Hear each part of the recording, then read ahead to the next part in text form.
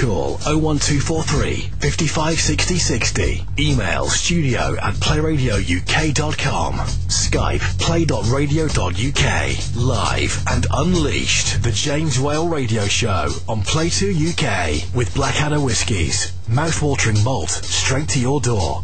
Visit playradiouk.com and set your taste buds free. James Whale. Silence was never an option.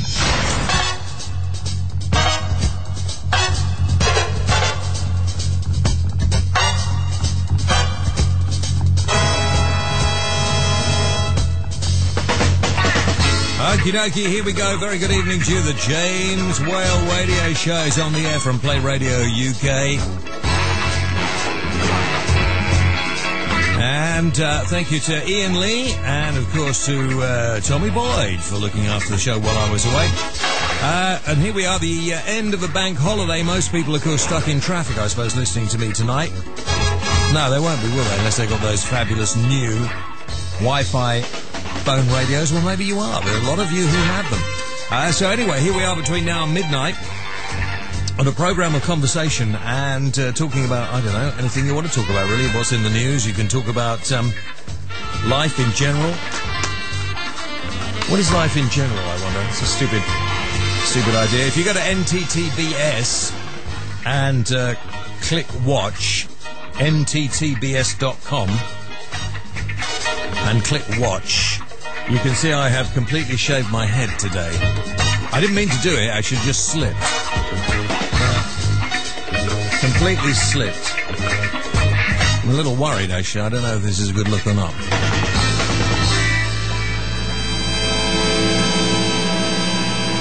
Anyway, thanks to our sponsors, Blackadder Scotch Whisky, as well, for helping us bring the extravaganza to you on Mondays and Tuesdays.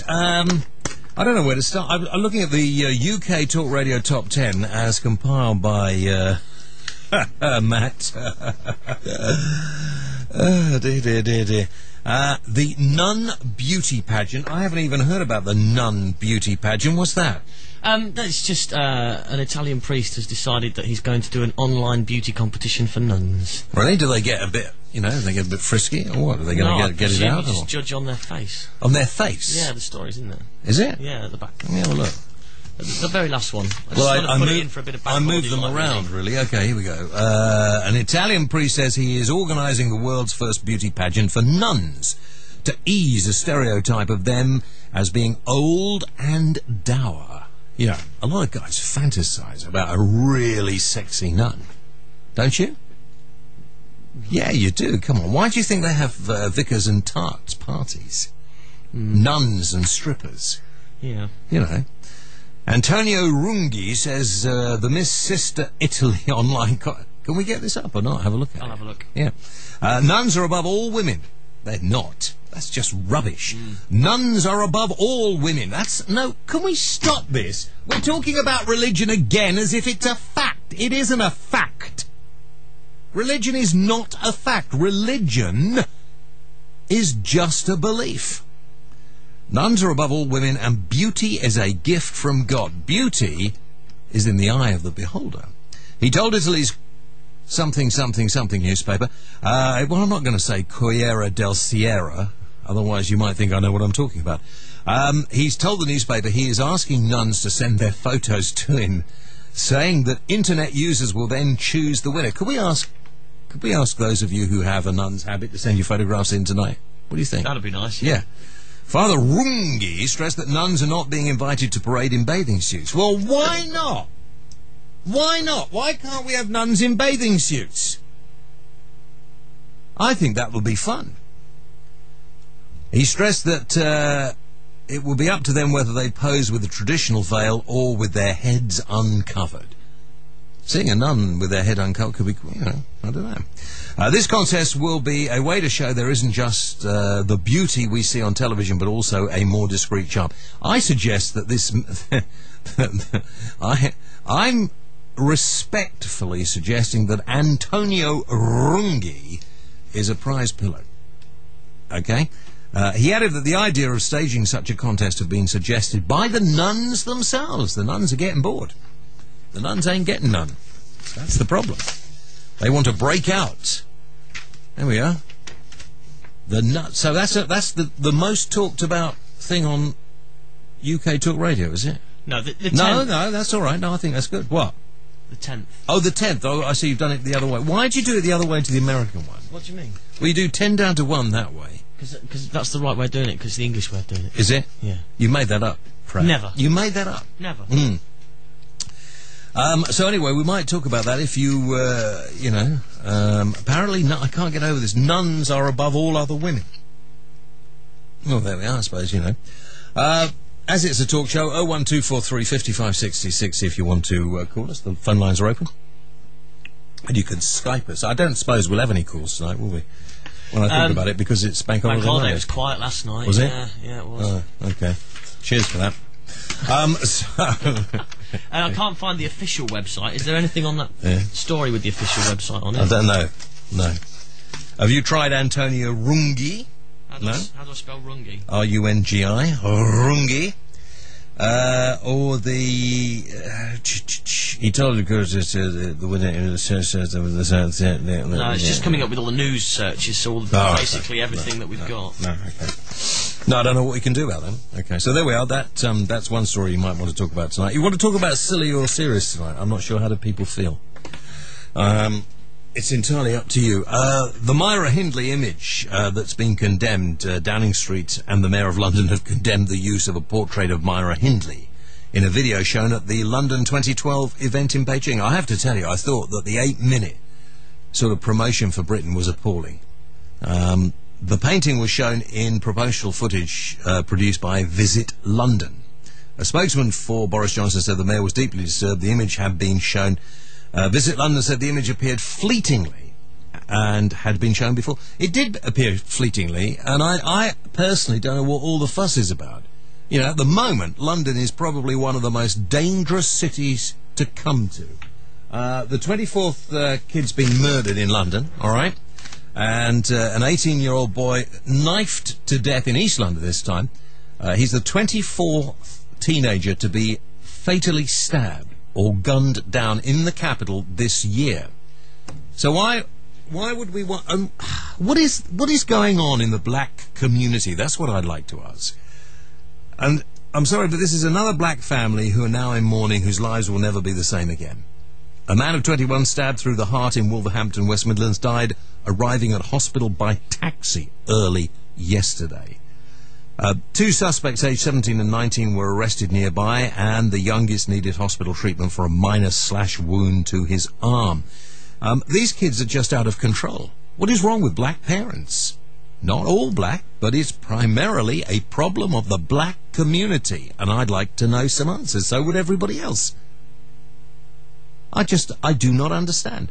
I was in and around the Notting Hill Carnival yesterday, and I could not believe the disgusting state of the area. It is as if every prat in the world had decided to home in on that area. The smell, the litter, the discarded alcohol. Just what sort of people went to the Notting Hill Carnival? And don't tell me, it's all great and it brings communities together. All it does is upset the residents of Notting Hill. The vast majority of people who go to the Notting Hill Carnival don't come from anywhere near. I don't know why it's not moved from there. It's got a history of being there, fine, but that was years ago. Move it to Hyde Park. I just have no idea. And why isn't somebody actually saying, this is a problem primarily of black young men who seem to be out of control? Out of the 24 who have been stabbed fatally to death, I'm not sure what the figures exactly are, but the vast majority are black.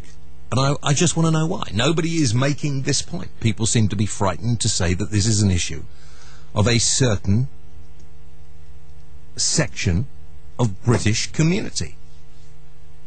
I just have no idea what is going... I mean, they're not scared of the police, they're not scared of authority, they're not scared of politicians, and why should they be? Because, quite frankly, none of the people who are caught are ever dealt with. They're counselled by people who say, oh, well, it's not their fault. To a certain extent, by the way, I agree, it's not their fault because they've got nothing to look forward to. There's not much in the way of jobs in the areas that they live. There's no discipline anymore because you can't tell somebody to do something, otherwise somebody says you are infringing on my rights. You can't slap a kid at school because suddenly you have become somebody who is a child beater. A parent's not supposed to instill discipline in their children either.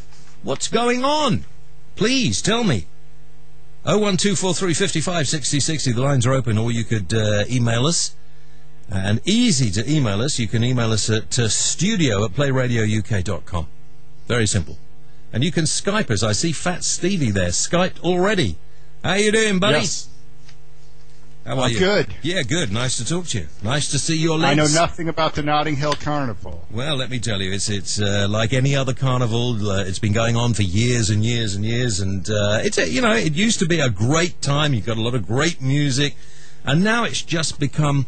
Well, for instance, the police said it's a great success this year. They've only had to arrest 98 people yesterday. It's just a mess for people to go to. Uh-huh. With those drug arrests? Yeah, most of them, I should think, yeah. Maybe drug arrests and carrying weapons, something like that. I mean, some poor woman ran me the other day and said, I can't get them out of my garden. They're in my garden. I asked the police, and the police just stand there with their arms folded and said, we can't do anything about it. We don't want to cause a scene. She's talking about weeds? She was talking about human beings, Stevie, at the time. But really, that's not the police's responsibility. No, they're more interested in the weeds in your garden. You got bad weeds, we'll arrest them, we'll lock them up. Listen, I tell you, New York is supposed to have been cleaned up. I know you're not in New York, but you come from New York, don't you, Stevie? Right. Well, it was. You see, the thing is, it was cleaned up. But there's still more violence than there is in London. Well, I mean, what do you think about the fact 24 young guys have been stabbed to death so far in London this year? Well, it's hard to say. Hopefully it will lead to a tipping point where, like the way it did in New York, where it just couldn't happen anymore. I mean, what did they do? What did they? I mean, they arrest people, they lock people up, but it doesn't seem to be any kind of deterrent. Well, because locking people up isn't a deterrent. It's just that when you find people, now this is going to be hard in England because the right wing, who are all law and order, are also the same people who hate to be fined over every little thing. And so, that dichotomy there prevents people from wanting these laws that really work. Like, if you have graffiti on the front of your shop, you get fined. Now, you probably think that's totally unfair, but, you're going to do something about it if you get a few $1,000 fines. No, I agree. Listen, if I don't mind. You can fine somebody for doing. The problem in the UK is that they want to fine most of the law-abiding citizens. Yet the people who go out there and commit crimes, when they get caught, they say, "Well, I haven't got anything, governor. You can't fine me." And they just, they just sort of caution him and send him away. We haven't got time for him. It's ridiculous. Well, the thing is, but those people commit just as many petty little crimes as the law-abiding citizens, obviously. So if you do have what they call a zero-tolerance policy for the tiny little petty crimes, yes, the law-abiding citizens will, or the generally law-abiding citizens will complain that they're getting caught for the little things. But, then all these scum who will just walk on a bus without paying will get arrested and thrown into a holding cell. And that's cracking down on. So what do you reckon you do? Take them out the back, thrash them, cat of nine tails across the backside? What? I mean, I think one of the great things that was done in the U.S. or in New York specifically was more police presence. I think we're also feeling the effects of the abortion laws that were enacted in the 70s. Now, can you imagine if all those unwanted children were out on our streets? Yeah, I agree. So what do we do? The question is still, Stevie, what do we do?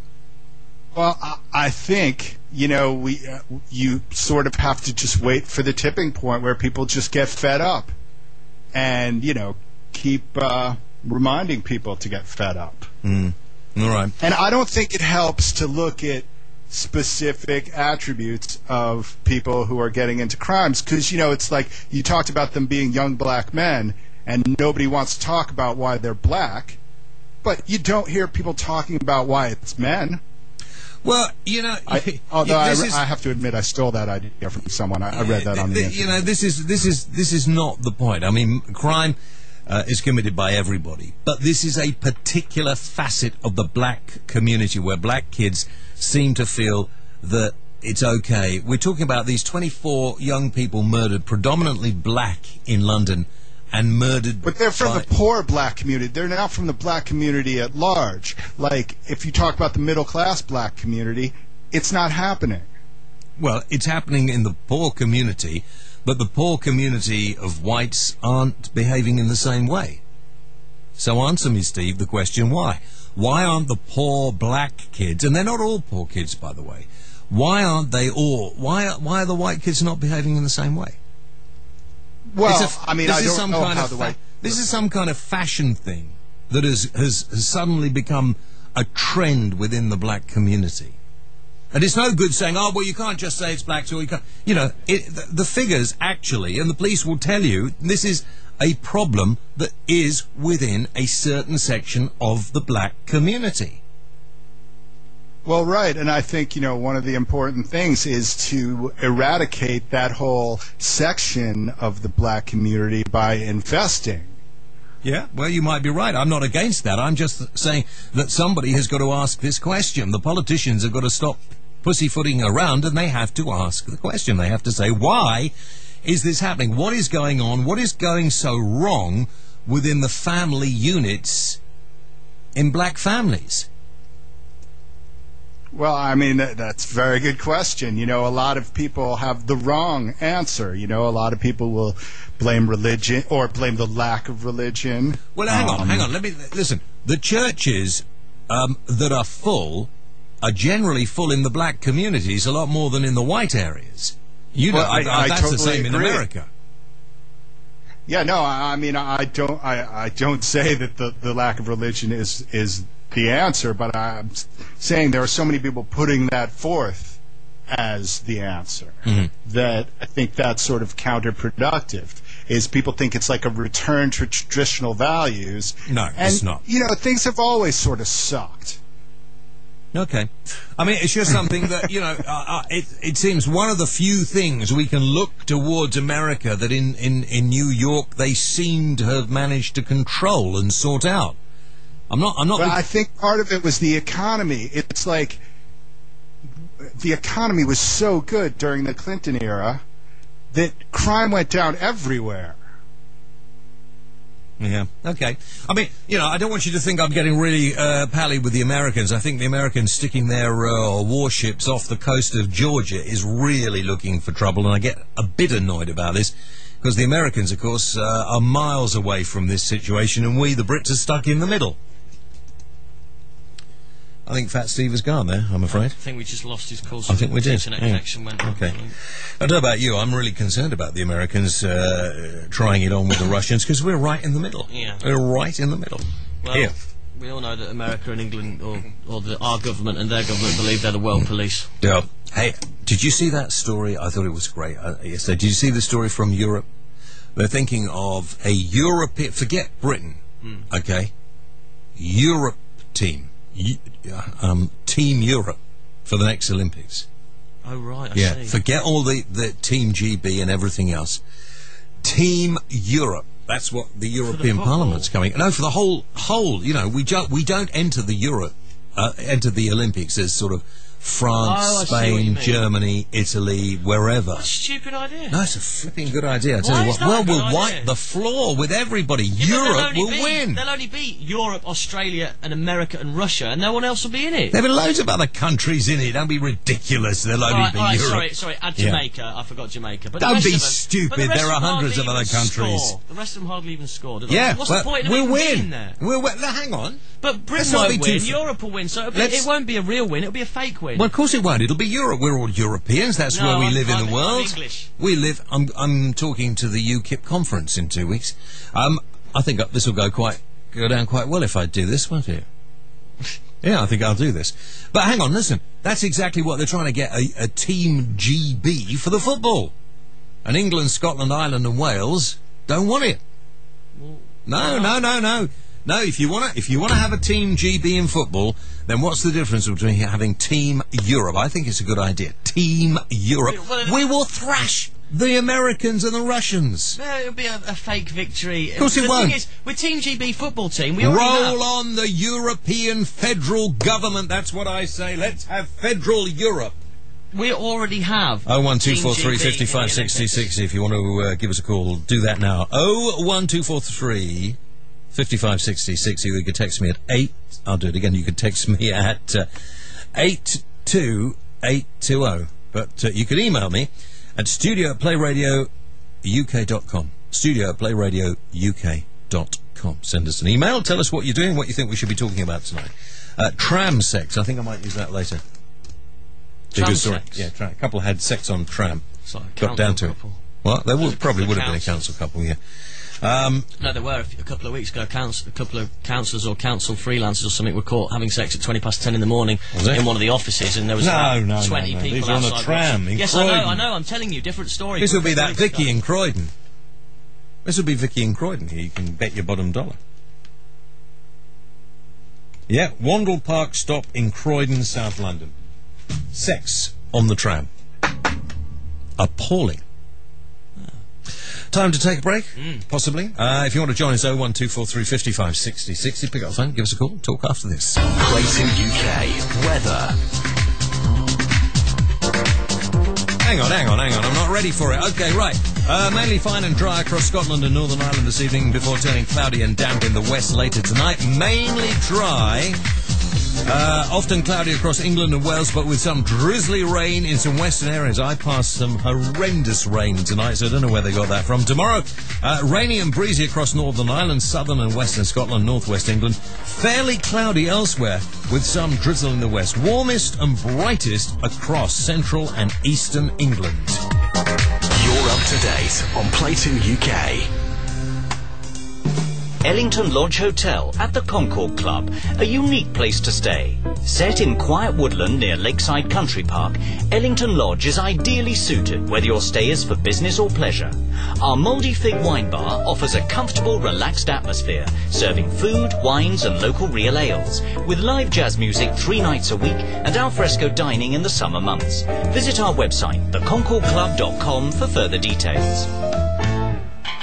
Hi, this is Mike Mendoza. Remember me? It wasn't that long ago, surely.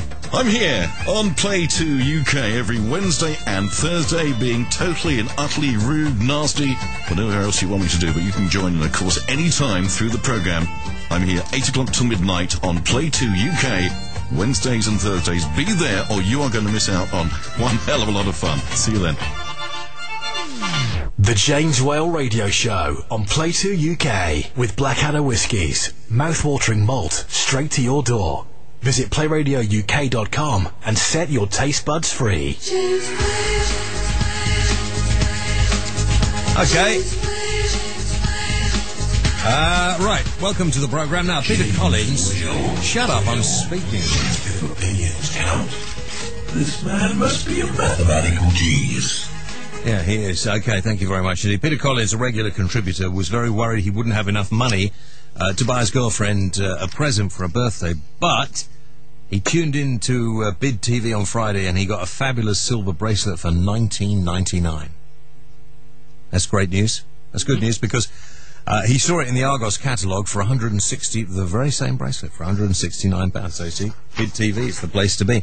Also, he says, over the weekend in Birmingham, 3 young men died in shootings and stabbings in what the police call black-on-black gang violence. A term I find stupid. It's just gangs attacking other thugs. Anyway, James, I think you should change your record you play out at the end of the show to Anarchy in the UK by the Sex Pistols instead of God Save the Queen. And as for that fat Steve, the lefty, Yankee liberal, get out from the basement of yours and live in the real world. Oh, dear, Peter in Birmingham. Dear, oh, dear, oh, dear. Yeah. Good thrashing all round, that's what I say. Louise Green, thank you, Louise. In my opinion, our stewardship of the Olympics has got off to a very bad start. We need to get a grip before it descends into chaos, or even chaos. Well, I thought it was appalling. I thought, to be quite frank, Beckham kicking a ball, Leon George, what was her name? Lewis, yes, kicking a ball, singing a song, and Catherine Jenkins, fine figure of a woman, although she is Catherine Jenkins, it has to be said. It was just, and they must have paid some flipping organisation hundreds of thousands of pounds to come up with that idea. How dull, how boring. Didn't the 2012 logo for this country, didn't it cost millions of pounds just to design, and it's ridiculously basic? Oh, I don't know. Well, apparently I'm told, and other radio stations I've been listening to have been saying, well, now we've won so many medals, everybody's jolly excited about the Olympic Games, aren't they? No, I'm not. I mean, well done to the athletes who won the medals. I'm not taking anything away from that. I mean, being an athlete myself, obviously. What are you laughing at, you pillow? There's nothing athletic about firing an arrow at a target. Of course there is. And then walking along to the next one. They're very athletic. Did you not watch the archery? Mind you, we didn't do terribly well because I wasn't there. Had I been a little younger and had I been there, we would probably have got gold. But that's not the point. The point is that the amount of money we are spending on the Olympic Games to try and score political points off other countries is just not on. I mean, that's the only reason that grinning buffoon Gordon Brown was standing there shaking the hands of the athletes as they came back off. They tried to sort of not get many phone calls tonight. No. Bad last night? Yeah, it was quiet last night. It's bank holiday. Well, we just sit here and look at our navels. Yeah. Yeah. 01243 55 66 if you want to join us. Just Skype us. You can Skype us at play.radio.uk. David Green said, good. Okay. Thinking of your current need for employment, keep Mrs. Whale in the customs sheet. I have a plan. What you need is to follow in David Beckham's footsteps. Put yourself up for a role as a coach for the 2012 London Olympics for the archery competition. What a good idea. Has Beckham put himself up as a coach for the football? Yes. Has he? Has he got his coaching badges? Probably not. Him and Harry Redknapp have both thrown their names into the hat. No. Mm-hmm. You are, however, well qualified for this. You have the experience at a young and tender age. As you said yourself, you're also a medal winner in the sport. I think it could have... I think this isn't a bad idea. I think this is a bad idea. But didn't you just come last in a tournament? No, second. I came second. We have Gary from Catford on the Skype. Yeah, I still came second. All right? Mm-hmm. There may well only have been 2 in the... can you stop banging the microphone there? There may well have only been 2 in the section I was shooting in, but, you know, it's better than coming... Oh, I did come last, didn't I? Gary, hi. Good evening, James. How are you? Yeah, good, Gary. Good. You mentioned this whole idea of black youth needing inspiration and role models, and the kind of point I'm getting from. Well, I've never said that, but that's what people do say. They say, "Oh, you need role models." Well, I don't see why people need role models. People, are, you know, these kids aren't stupid. They know the difference between right and wrong. They decided to be wrong. Okay. But necessarily, it would be if they had to extract them. That part of the problem that there is nothing to do, a perception of nothing to do. Sorry, Civic. What is wrong with these Skype calls, Matt? They don't do us any favours, do they? His Skype was perfectly fine last night. Was it? Did he call in last night? Is he one of your regulars? On Skype, we had him on hold on Skype for 2 hours and 20 minutes. That wasn't very nice, was it? Yeah, it was funny. Gary in Catford. Right. He's going to call us back on the phone. Okay, call us back on the phone, Gary. Skype has to be tuned in properly, doesn't it? Otherwise, it doesn't work. There is a Skype test call that you can do, and it'll talk you through all your levels, etc., etc. Ian in St Albans, hi, and he said it was a bit weird seeing Jimmy Page of Led Zeppelin playing back up to the lovely Leona Lewis. This is a guy who helped to invent heavy metal. He used to be young and dangerous, poor geezer. Ian in Hertfordshire. I couldn't understand what on earth he was doing there, I must admit, playing with Leona Lewis. Whose idea was that? It's all looking really, really dull, isn't it, to be honest with you? The Olympics are looking really, really dull. And of not much interest, but still, never mind. This whole business, by the way, of Myra Hindley. This photograph, it was a portrait done by Marcus Harvey of Hindley, one of a number of pieces of art seen in the footage. It wasn't really about that. It just happened to be seen by the camera when it was panning through an art gallery. And okay, maybe so. But to be honest, as I said before, London at the moment seems to be the capital of crime, doesn't it? Knife crime is the and unless we sort this out, why are we inviting the people of the world to come to our capital city? Any ideas? Give me a call. No idea. What was that? Your feet under the table pulling the webcam. Is it really? Well, it's not my feet. It's obviously not been set up properly, has it? What a mess under there. Yeah, you can always tell it's a bank holiday. Nobody's been in to clean, can't you? Only one wire. Well, it's one wire too many, to be honest with you. 01243 55 60 60. I think we got Gary now. Have we got Gary? Should now? be Gary online too. Yeah, as soon as she puts. Oh, right, okay. Right, Liberal Democrats described the decision to include the image of the video as regrettable. The party's Olympic spokesman, Tom Brake, said, of all the many masterpieces that could have been used, this was the most regrettable and least inspired. Well, Mr. Brake, I think, quite frankly, the whole 8 minutes of the fiasco that was the British plug for the Olympics was appalling. I suggest that perhaps Tom Brake gets sacked. What's he doing? Gary in Catford, sorry about that. That's right, no, that's right, that's right, yeah. Are you sure? Yeah. That one? Yeah. Gary. Good evening, James. Try again. A couple of weeks off, I can't remember which knob to press. It's always the way. You've forgotten what it is you do. Yeah. Isn't that always the way, though? I did that. I went on hard a couple of weeks ago. The first day I came back in, I had no idea what to do. Always the way after you have time off. Yeah, it's always the way, Gary. You just have to grin and bear it, don't you, really? You just have to get on with it. I don't think the thing about the British thing was terrible. I wonder about it was appalling. It was appalling. Come on. If that's the best they can do. James? I expected exactly that. What did you expect? I expected a real rubbishy kind of obvious cliche-ridden thing, you know, of I think that's what you got, wasn't it? Exactly. A red London bus. Exactly. I mean, that's the thing. I didn't expect that much, so I wasn't that disappointed. You know, I think I said last night I was doing a show elsewhere, and I said the fact is we got huge amounts of history. Okay, where was the history? Where was Shakespeare? Where was, I don't know, Henry VIII? Where were the characters from British history that made this country great? Where were the great artists? Not just Beckham. I have no problem with Beckham. Leona Lewis. I mean, she's a sort of fly-by-night who will mean probably nothing to anyone. Catherine Jenkins. You know, Catherine Jenkins, very fit-looking, tasty bit of woman, but it's not what people will come to London to see. It doesn't represent this country. Nothing wrong with a bit of Led Zeppelin. Nothing wrong with Jimmy Page. I mean, come on. No, come on. Jimmy Page has become all kind of middle of the road. Forget it.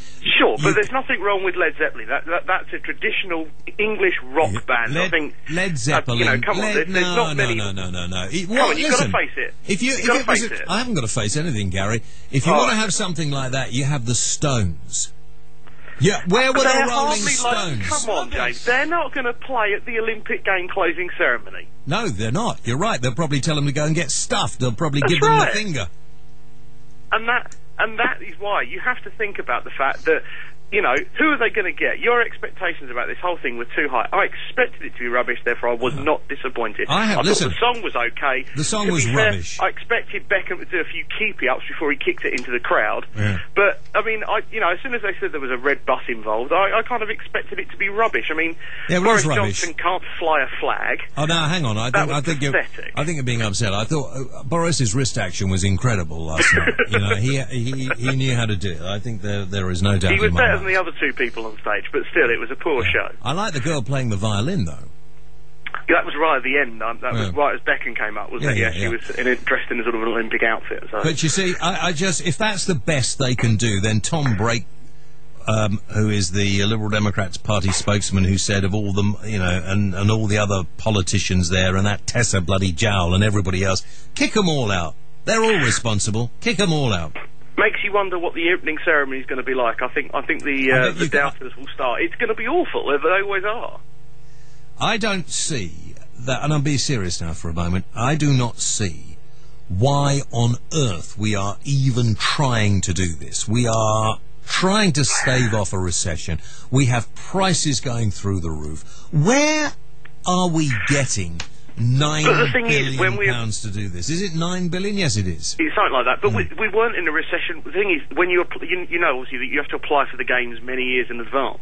Put it up for sale. The French will buy it off us. And anyway, I really like the idea that we have Team Europe, and it'll be so much cheaper, and we'll win everything. No, we won't, because Europe will win everything. There'll be very few British athletes in there. We'll be high up in the cycling and the sailing, but there'll be hardly any British athletics people. Well, we don't have any British athletics people. Exactly. So then Team Europe. That's fine. You might as well not bother watching the athletics then. Well, I don't watch them. I never watch them. I can't think of anything more boring than seeing people run round and round a track or throw spears. All right, here's a serious point for you, James. I'll link it back into what I was trying to talk about on Skype. The idea you mentioned about giving young black people an aim, a goal, something to do. Do you not think the Olympics is something along those lines? It may not be the right thing, but you not think it's something. You not think train up, do the right things, dedicate your life, make sacrifices, and you can go on and win a gold medal. You can represent your country. Do you not think that's something good to aim for? That those are good morals to have in life? And you're telling me that the young thugs who hang around street corners with knives in their baggy tracksuit bottoms and the yobbos that have those poor animals on bits of string walking around the streets with baseball caps on the wrong way, you're telling me these people are going to be so enthralled by people running around a track that they're all going to start doing it? I don't think so. You're living in cloud cuckoo land, mate. I think there's a chance they could be. I don't think at the moment the government or the Olympic Committee are reaching the right people, but I don't think there's any harm in trying. I think Tommy mentioned something last week. It was ironic that a lot of the athletes that do well at athletics are black, and you're talking about a crisis or a problem in black people in this country, black young people in this country. Surely there's a way to put the two together. I don't see that there's any kind of we're talking about kids who come from a different sort of background. They're not interested in doing that. They're not interested in anything like that. They're interested in taking what they want, and they have to be told and confronted that you don't take what you can't have. Okay, not everybody can have everything. And so, no, I don't think it'll make any difference one way or the other. And I can assure you that the way it's going, all the Ponzi politicians and everything else, it's going to become so elitist that the ordinary people won't get a chance, I don't think, to get into the Olympics, whatever anybody else says. London's infrastructure won't cope. And I foresee a time when people just won't come on holiday to London during the Olympics. I think you'll find they'll have to bus people in to fill the stadiums up. I think so. Well, that happened in China. I mean, that's undoubtedly going to be the case. They're bound to build a stadium beyond its capacity. Do you find it ironic that there's a slight link? You talk about the fact that it's a lot of the knife crime is actually gangs. The links between LA and London. Obviously, do you think we're heading for a situation where we could have rioting in London? Do you think we're heading towards that potential situation? Yeah, I think unless the authorities stop poncing around and attacking innocent people and harassing motorists and, people like that, and they put their resources into making sure that these oiks who want to take over different areas are stopped. If they don't start doing that now, then they could have riots, because people will only take so much, and the vast majority of people at the moment in this country are worried about how they're going to pay their mortgages, worried about how they're going to pay for their food, worried about how they're going to pay for the heating in the winter, and I think you will find there will become more and more unrest. We will also, if the police and the authorities do not do something soon, we will start to see vigilante groups setting up to protect themselves and their families in certain neighbourhoods. The outcome, if they don't get a hold of this now, to be quite honest with you, Gary, is really, really grim. So let's hope that the politicians stop piddling around and start to take this seriously. And half the problem is, all the time, the last couple of weeks, they've all been poncing around in Beijing. Nobody has been showing any interest in anybody other than an Olympic athlete. And the vast majority of people are not that bothered. I seriously don't think many people want to watch people running around tracks. Well, I think the thing is, James, I think I mentioned to you before, it happens every 4 years. I think within about 4 weeks, or maybe even less than that, people will forget about it. The names that you see, today's news is tomorrow's fish and chip paper. Yeah, and I think nothing is ever so much true about that in the Olympics. Yeah. You know, people don't remember the names of people other than maybe the gold medal athletic people or people like that. Maybe the people who win 2 or 3 medals. I really think it'll be. I don't know why anybody's. About. I don't think anybody. You know, why are people so interested about who runs the fastest? I think it's better to have a cyclist that's winning all those medals. But I'm not that interested, really. I'd rather, you know, go out and do some sport myself than watch other people do it. I'd rather spend the £9 billion regenerating all the rundown housing and building new housing areas and getting this economy and the housing market sorted out. Yeah, well, there we are. Thank you, Gary, very much indeed. Matt's woken up for a moment, and that's good. I would rather see the NHS be able to fund drugs for people who are in a situation like this woman, Amanda Alder. She has the same cancer that I had some years ago. She has kidney cancer. She was diagnosed with kidney cancer in 2004 and did not respond to NHS treatment. In 2006, she was enrolled in a clinical trial for the drug Sutent, which NICE will not endorse. Amanda, who's 43 from Wales, said she's alive today thanks only to the new therapy and insists NICE's decision is wrong. Amanda, whose cancer is now stable, went on, I feel lucky to have been included in the trial, but to know that others will not get this drug is unforgivable. Well, I happen to know, a little bird told me that a number of people are going to the offices of NICE on Wednesday to confront them.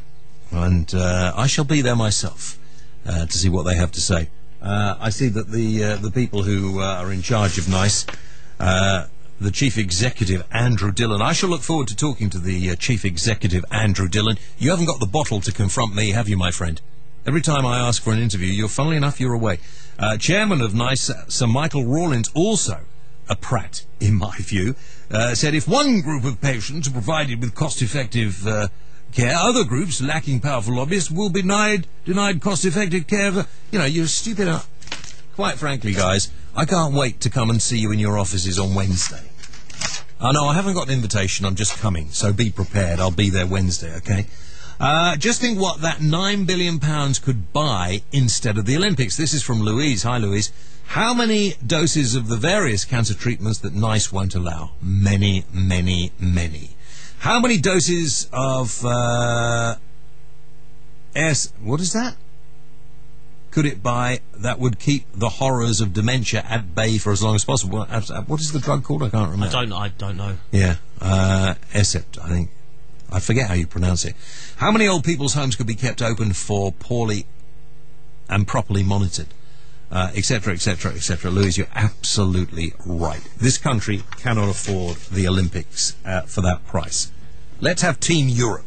Spread the cost. Yes. No. Let's have Team Europe. Let's get rid of the Olympics. I like your idea. Sell it to another country. Yeah. Right. Yeah, well, okay. Let's not do Team Europe. Team GB's enough. All right, well, let's, at least we wouldn't have to worry about athletes because, other countries have better athletes than we have. So we could just do the cycling and the sailing and all that sort of stuff. Right, if you want to join us, you know the number, 01243 55 60 60. Pick up the phone, give us a ring. Not the Tommy Boyd Show. Big in Japan. Let's have a chat, shall we?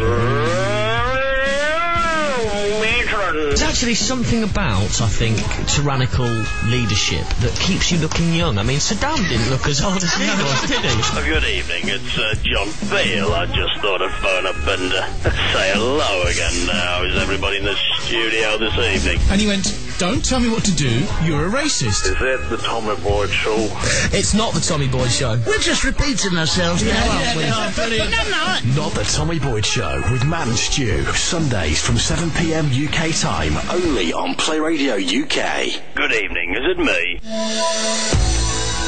Are everyday items stretching your family income to the limits at the moment? Me too. Well, I found this amazing website, comparison-plus.co.uk. It's amazing. You can compare the prices of thousands of products from all the big retailers.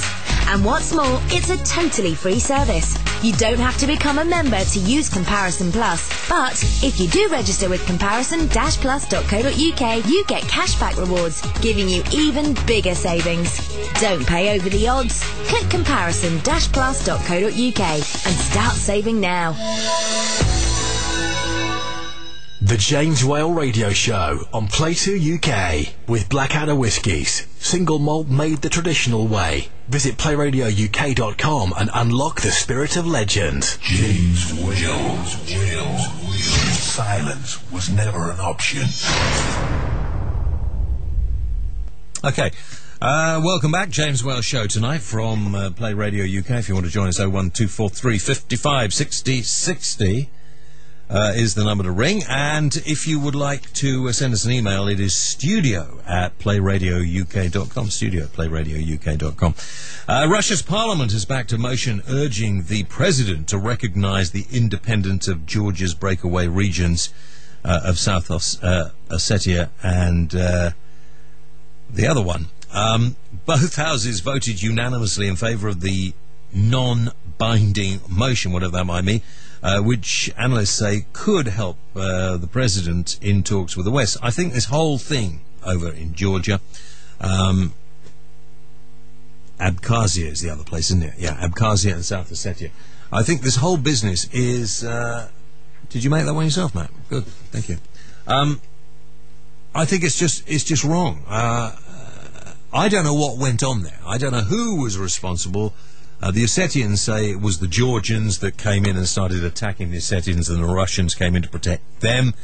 The Georgians say it was the Russians who just came in and started making trouble. I don't know. I really don't know. The Georgians want Ossetia and the other place which keeps going out of my name, Abkhazia. They want those back into Georgia, and the Russians say no, they're sticking up for the people of those areas. Exactly the same way that Britain or America would. Do you remember when we went to the Falklands? Very similar, as far as I can see, except more people live in Abkhazia and South Ossetia than live in the Falkland Islands. Isn't it funny how we think we're always in the right in this country? Isn't it amazing? And now the Americans are pouncing around with their warships off the coast. We're in the middle of it. I'm sick of the Americans. I really am totally and utterly sick of them. They have no idea how they could make the... They just continue. If this world ever destroys itself, it'll probably be the fault of the Americans, as far as I can see. I mean, why don't they just butt out of everybody else's business? They have an enormous continent all of their own. Why don't they just butt out and leave everybody else to get on with their lives? What? What? Well, once they had all that hoo-ha with all the Indians and stuff. Yeah, well, that was it, wasn't it? They've got nobody left in their own country now to fight, so they've got to go off and fight someone else. Well, they're having a pretty good chance with the Mexicans, aren't they? Down in the south. Now that is really nasty business. Yeah, that's funny, Mexico and... Why the Mexicans keep wanting to break into America, and then... but anyway, never mind.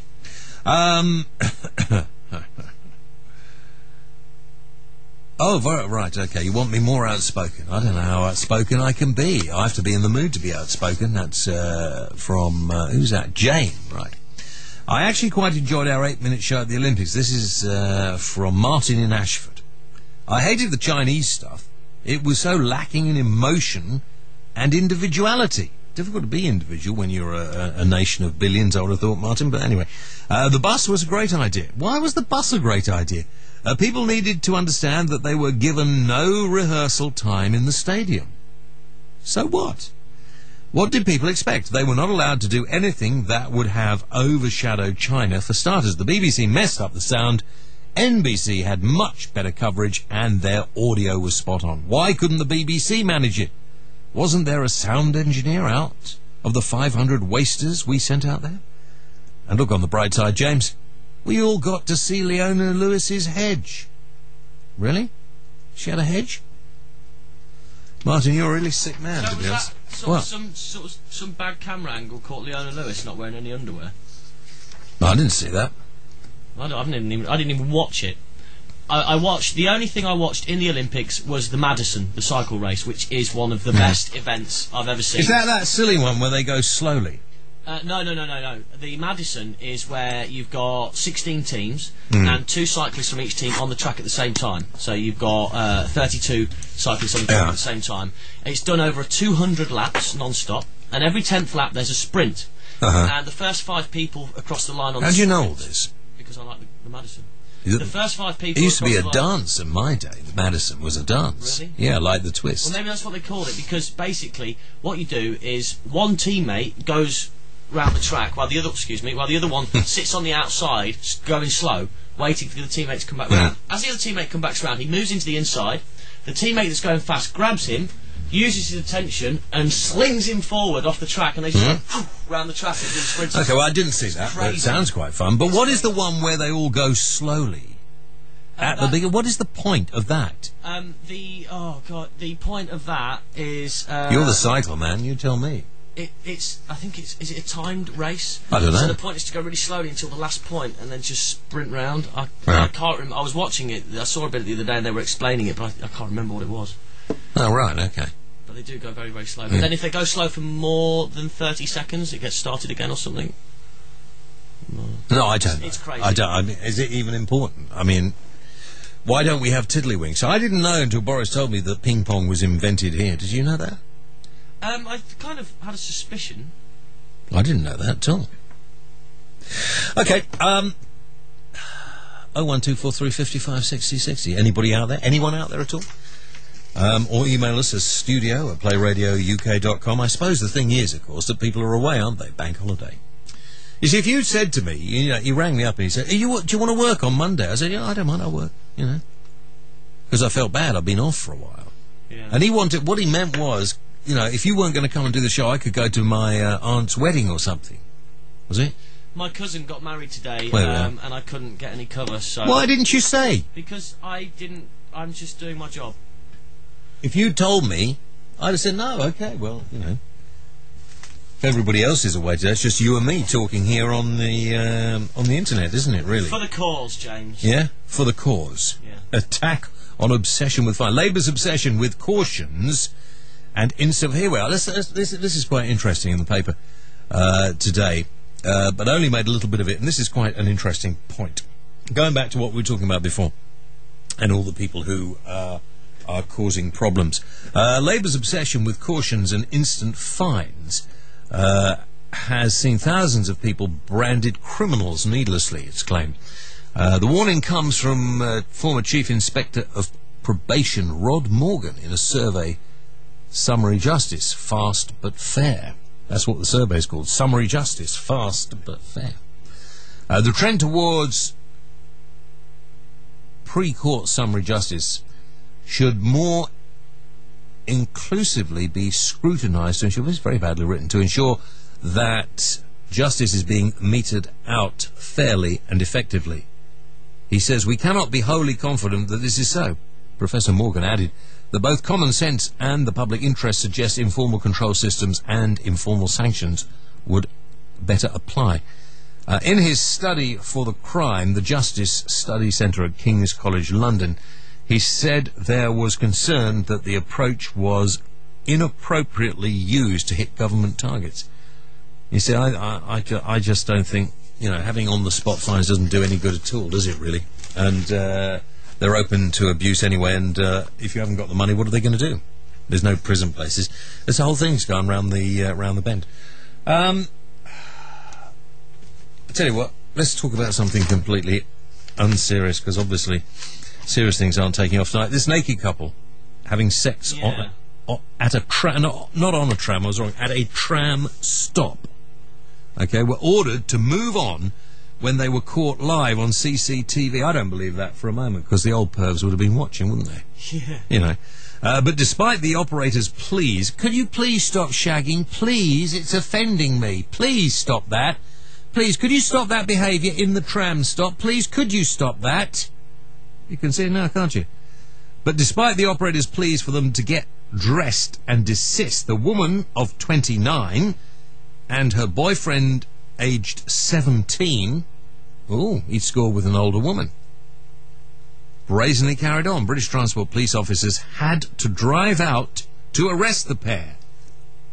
Can you believe this? They've been probably sitting around watching the CCTV. Meanwhile, on the screen behind them, an old lady gets mugged. Yeah, yeah. And bed them down overnight in cells separately. Oh dear. Before releasing them with cautions the next day. What a waste of time. Why put them in the cells overnight? Well, the thing is, if they did it separately, that means he didn't get to finish, which means he'd have had sore balls. The indecent... You know a lot about that, don't you? The incident took place at 11 p.m. at the Wandle Park stop in Croydon, South London. Has Vicky called in lately?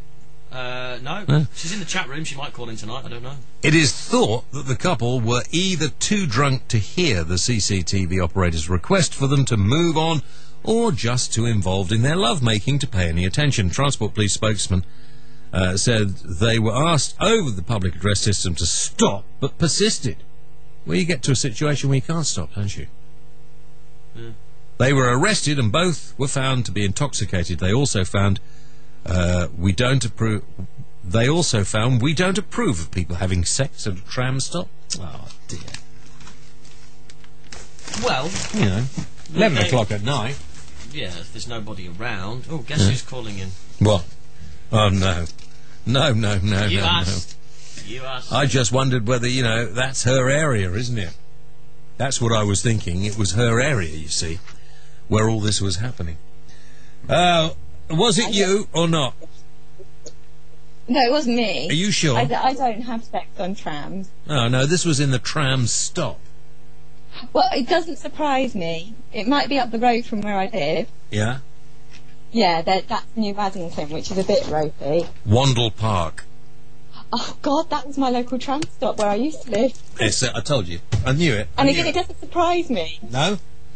Yeah, no, Wandle Park's a bit of a dodgy area.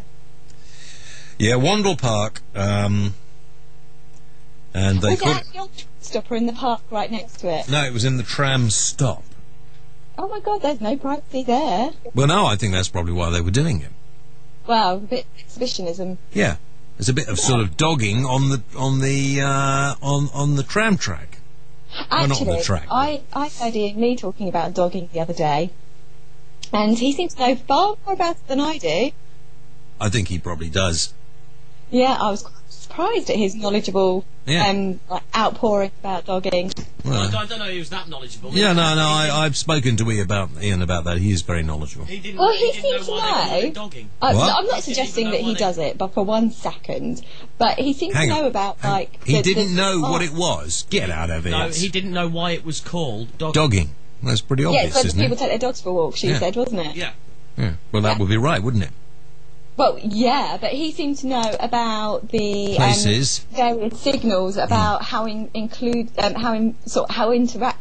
the participants could get. Yeah, I think this has died out a bit, though. That's the only problem. I think it was last year before last. It was really popular. You don't hear much about it. Even further back than that, it was when the celebrities got caught in it. Stan Collymore. So you're looking 3 or 4 years ago. It was really at its heyday. Yeah. Well, there's a very active dogging site, literally about a 20-minute walk from where I live. Do we want to know about that? How many times have you been there, then, Vicky? And how do you know? I've never actually been there. Well, how do you know? I know exactly where it is. How do you know?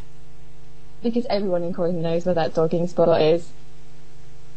Well, I can only assume if that was right, there would be queues of cars going past there every night. Well, there is. There's a very posh Chinese restaurant there. Very posh. Yeah. And they often get complaints about people, spilling over into their car park. Really?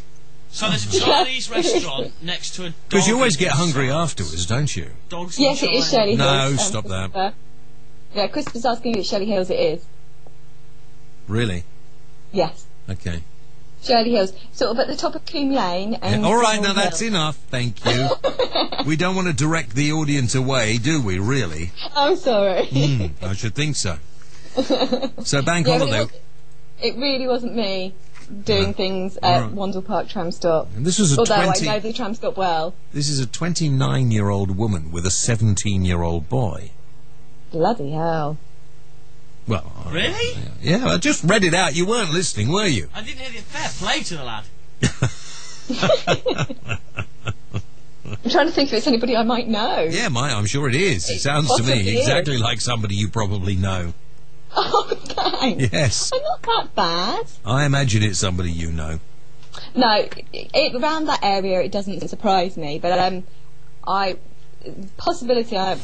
probably would have come across the participants of that little shenanigans. Croydon's a very small little world. Is it? A bit like Royston Vasey. Well, it's very like Royston Vasey. I mean, not just a little bit like it. Whenever, But I tend to steer clear of all of that. I don't get involved in that. I'm more worldly than them in a good way. You're more worldly. Yes. So what have you been doing as far as bank holiday is concerned? I've been spending it on my backside watching television and not doing anything and eating. There's absolutely nothing on television, is there? There was absolute... it's rubbish, wasn't it, really? Yeah. I mean, I watched the closing thing of the Olympics and, I was sort of quite... Oh, that's actually something I wanted to talk to you about. I watched the closing thing of the Olympics, which actually was pretty good, and I hate that sort of thing. But then I was talking to my mum earlier on, in fact got into quite a heated argument with her about this Maya Hindley picture. Yeah. I actually know the guy who painted it, Marcus Harvey. Used to work with his wife and knew him very well. And I actually discussed with him the concept of that picture before he painted it. And I can understand why people might be a bit like, well, nobody's going to really understand why it would be, something that sort of indicates our culture and our art scene. But if you look beyond what the painting is, it's more about what the painting's about and the poignancy of how he's done it. Sorry, I know that sounds a little bit pretentious, but it's true, and I kind of got why he was doing that.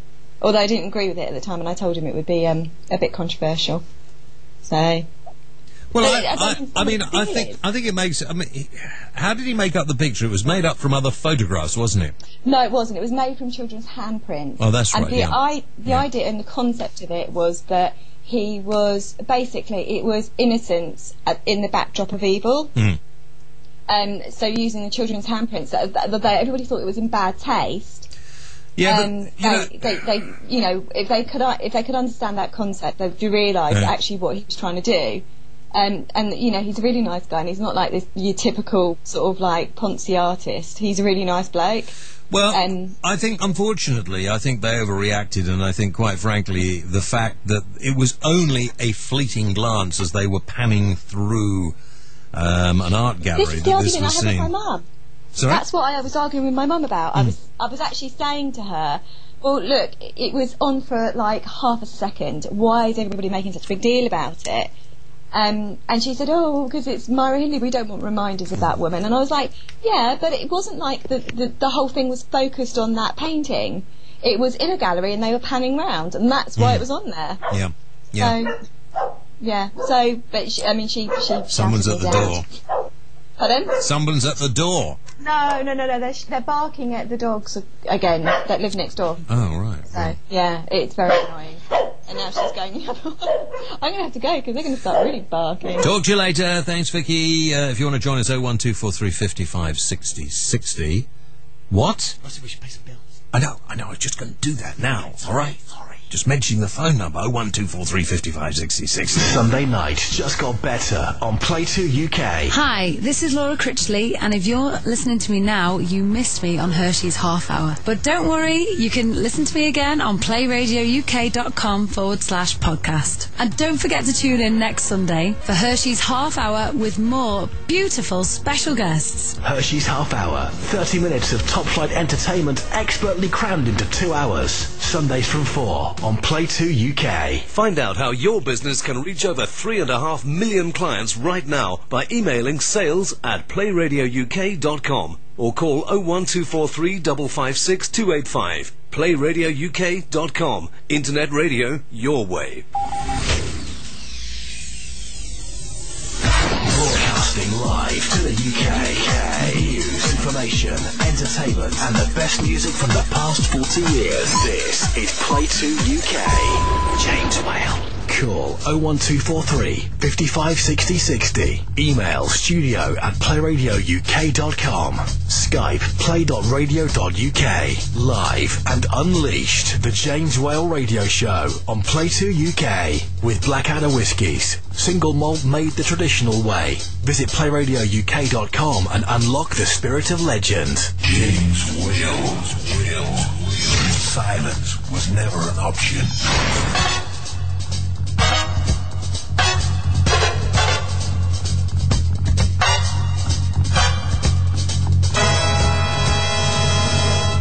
Okie dokie. Now, thanks to our friends at Blackadder Legendary Malt Whiskey.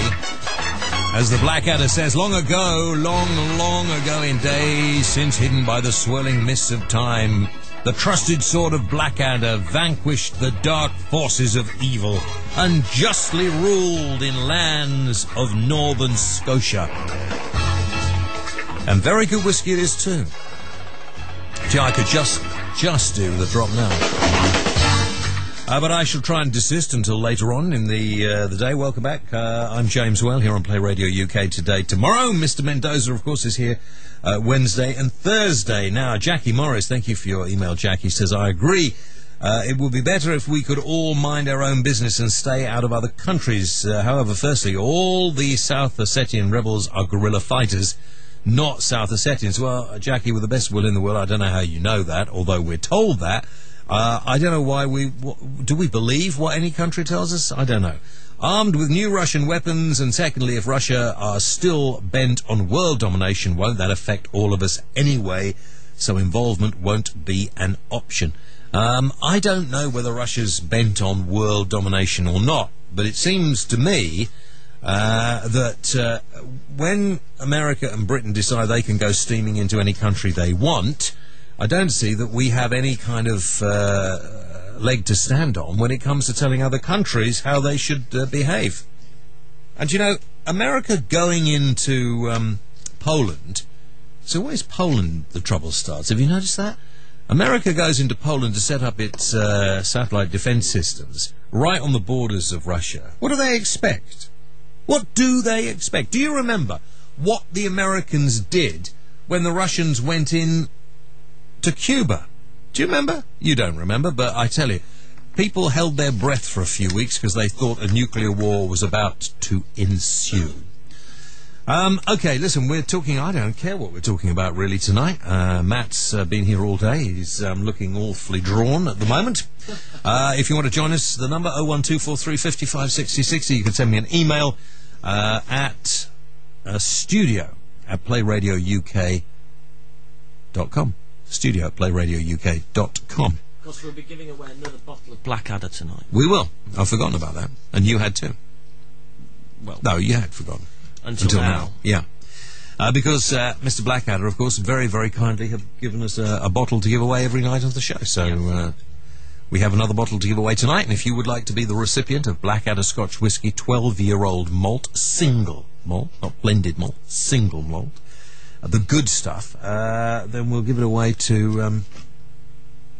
should we find something to do? Should we ask a question tonight? Or could do. What should we do? Could ask a question. Well, I don't know, really. It's a tricky one, isn't it? Bank holiday. A lot of people away. No, yeah, we'll just ask a question and get people to email in the answer. Okay. All right?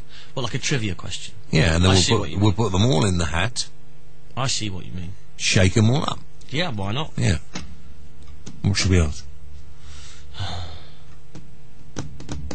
I know, my favourite question.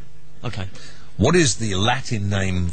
No, that's no good, no. Why not? No, because it's not, no. But the thing is, most people just go on the internet and find out the answer anyway. Yeah, you're right, yeah. Okay. So, Let's why not make don't... it- Yeah. Well, Why don't... okay. How long... I just mentioned it. This'll be it. How long has the whiskey been in the bottle? Ah, yes. What age is Blackadder whiskey that we're giving away tonight? Do you know the age of the Blackadder whiskey? How old is Blackadder whiskey? Okay, text me. Studio at playradiouk.com. You have until 11:30? Yeah, well, Yeah. not. 11:30 to email in your answer. And we'll put all the correct ones, we'll put them in the wastepaper basket in the corner, mix them up, and we'll pick one out and send you the whiskey. Mm-hmm. Yeah, okay. So if you're watching us on nttbs.com, click watch. That's it. There's the answer, right down there. Oh, you can't see it. Right, so there we are. Good. Text us, studio at playradiouk.com. Now, and put your name on it, an address, so we know where to send it to the winner. We'll announce the winner at 11:30 tonight. Okay, 01243 55 60 60 if you're listening somewhere else in the world tonight. It's what we call a bank holiday in Britain today. I'm not sure why. The banks are on holiday most of the time, aren't they? They don't need another holiday.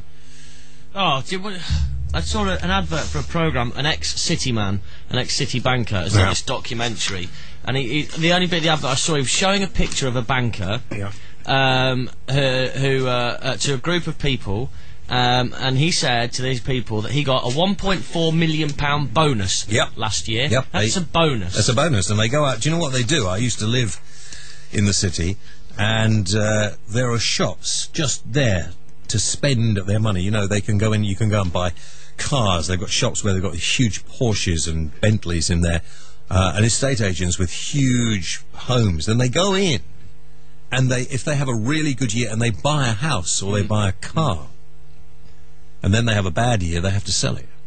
But, yeah, I mean, that's a ridiculous amount of money, isn't it, to pay people in bonuses. And their wages are not bad. Some people say, oh, well, they don't get paid very much. They do get paid quite well. In fact, they get paid very well. Paid hideous amounts. So, okay, we haven't had any calls about the possibility of America and Russia squaring up to each other. We've not really got people going on the Hindley image. And to be honest, there are more important things to get worried about, aren't there, really? I think. There could be problems coming our way from the coalition, the Pakistan coalition, who've got a major split going on there. Former Pakistani Prime Minister Nawaz Sharif has pulled his PMLN party, the country's second biggest, out of the multi-party governing coalition. Multi-party coalitions never, ever work. Although they said they're going to be really tough on the Taliban, it certainly doesn't seem to be the case. The government's too quick to criminalise young people for petty offences where informal punishments could be more effective, a report that has come out says. Ex-Youth Justice Board Chairman Professor Rod Morgan criticised an extensive net widening of the use of summary powers. I read this out from the papers a little earlier, but his report for King's College in London urged assessment of the development. It added the increased use of pre-court summary justice is one of the most important elements in the government's strategy for modernising the criminal justice system. Shadow Home Secretary Dominic Grieve accused the government of pursuing easy targets. You see, this is a trouble. And it's not the government who pursue easy targets, it's all politicians and the police. You know, the police haven't got time to catch burglars. In fact, haven't really got much idea. Unless they catch a person red-handed, they don't have much luck. It's not like the movies, do they? So if they can catch you speeding, or, you know, you happen to be walking down the street and you do something... I don't think giving people on the spot fines for littering is a bad idea, do you? No. What? So if... No, just my mind. I get grumpy sometimes. So but I don't think we're getting kids are not learning from this. It's becoming a badge of honour. Oh, I got a fine the other day on the spot. I'm not paying it, like I ain't got no money. There's nothing they can do. Or I've got an ASBO. Ha ha, who cares? You see, kids don't care. Since families seem to give up on disciplining their children, you know, it seems to have completely gone down the pan, really, doesn't it, to be honest with you? 01243 55 60 60 if you want to call us. Tell us what you think we should be talking about, if not this. What we've been doing for the bank holiday, I'll tell you what I did. Stayed in bed most of the morning. What, this morning? Yeah. Well, I got in late last night. I stayed in bed most of the morning. And yeah, I got up and I got in bed most of the morning. Were you? Yeah. Why? Were you up late last night? Well, I got to bed about 1:30 last night. Well, that's all right. That's not late. I was at the festival on Saturday night. Oh, the festival where you played the Wheels of Steel. That's right. Yeah. That's right. But it's been a long weekend. Yeah. Well, how did it go? Very well, thank you. Yes, Good, I loved it. I got my artist armband. I got my AAA pass. I got to stay with the artists in the artist campsite. I was backstage with some of the main acts. It was great. Wait, yeah, I see. Did you have a tent? Yes. You slept in a tent? I slept in a tent. However, I did. How did you wash? How did I wash? Yeah. Oh, I was only there for one night, so we came back on the Sunday morning. Oh, so you didn't wash? I washed the next morning. Yes. Yeah, but you didn't wash while you were there. Well, no, because I'd washed before I went there, same day. Yeah. Slept in the tent. Yeah, and then got up, not washed. Yeah. Got home and washed. Yeah, okay, I see. Well, right, so you did. Why home. did you stay there in the tent? Why didn't you just come home? Because I wanted to have a few drinks after my set and watch some of the acts. I thought while I had all the access, all areas, I might as well abuse it for a bit. And did you? Yeah. Yeah. And did you have a lot to drink? I think I went for about 12 cans of lager. Yeah. 12 cans of lager. Which is a lot for me. I'm only a skinny guy. Did you throw up afterwards, or? No. Just passed out. Oh, I see, right. Everything going round? No. No? No. Well, that's disgusting, to be quite honest with you. Absolutely disgusting. Who was good? Oh, come on, I mean, tell us, before I go on to the call, tell us what's going on. In what way? Who was playing? Yeah. Well, I don't know. Would you recognise the names Reverend and the Makers? Or the Magic Reverend Numbers? and the Makers. One of my favourite bands. Magic Numbers. Yeah. Oh, brilliant. We were backstage with them and on stage. Fantastic. Right, fantastic. Now, which one of those can I take? You take the second one in and push the middle button. That's it. Okay, right. Who's that? Hello? Well, I don't think that's working particularly well, do you? Because I can't hear anything there, can you? Sounds like they've gone. Tell you what, I think I'll take a break. Hey, weather. Okie dokie, let's have a look. Mainly fine and dry across Scotland and Northern Ireland this evening before turning cloudy and damp in the west later. Mainly dry, though, often cloudy across England and Wales, but with some drizzly rain in some western areas. Tomorrow, rainy and breezy across Northern Ireland, southern and western Scotland and northwest England. Fairly cloudy elsewhere with some drizzle in the west. Warmest and brightest across central and eastern England. You're up to date on Play 2 UK. Are everyday items stretching your family income to the limits at the moment? Me too. Well, I found this amazing website, comparison-plus.co.uk. It's amazing. You can compare the prices of thousands of products from all the big retailers. And what's more, it's a totally free service. You don't have to become a member to use Comparison Plus. But if you do register with comparison-plus.co.uk, you get cashback rewards, giving you even bigger savings. Don't pay over the odds. Click comparison-plus.co.uk and start saving now. If you want to increase your profits, go the extra mile for your customers, and bring loyalty to your business, then you need Play in Store. In-house or online, Play in Store is your personal, made-to-measure music and marketing tool. As part of the Playradio network, we are experts at creating the perfect radio station for your customers, in turn delivering an increase in sales, staff morale and brand awareness. Go to playinstore.co.uk. The James Whale Radio Show on Play 2 UK with Blackadder Whiskies award-winning single malt. Visit playradiouk.com and have the pure spirit of legend delivered to your door. James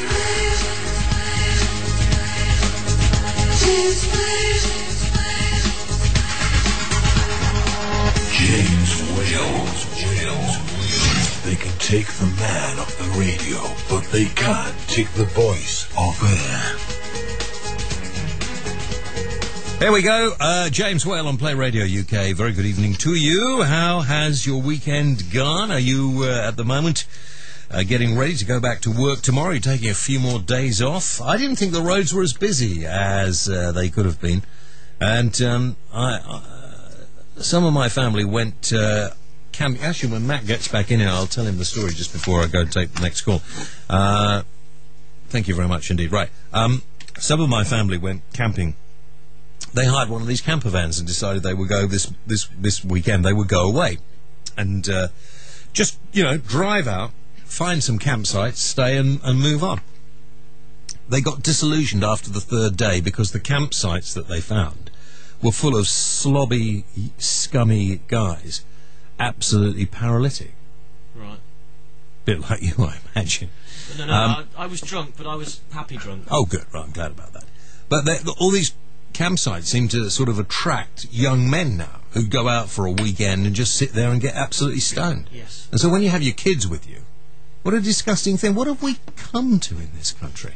Well, nobody can afford to go abroad on holiday anymore, can they? Everyone's having to do it on the cheap. So rather than go to Magaluf, where we know we can send all the drinkers and they'll all be arrested. We don't want to go to Magaluf. I mean, why should the Spanish or the Mallorcans have to put up with them? You ever been to Magaluf? I have a couple of times, yeah. Particularly disgusting place. At 4 o'clock in the morning, the place stinks. I would never, ever go back. No. Never go back. Nor would I. 01423 55 60 60 if you want to give us a ring. Paul has. Hi, Paul. Mr. Paul, how are you?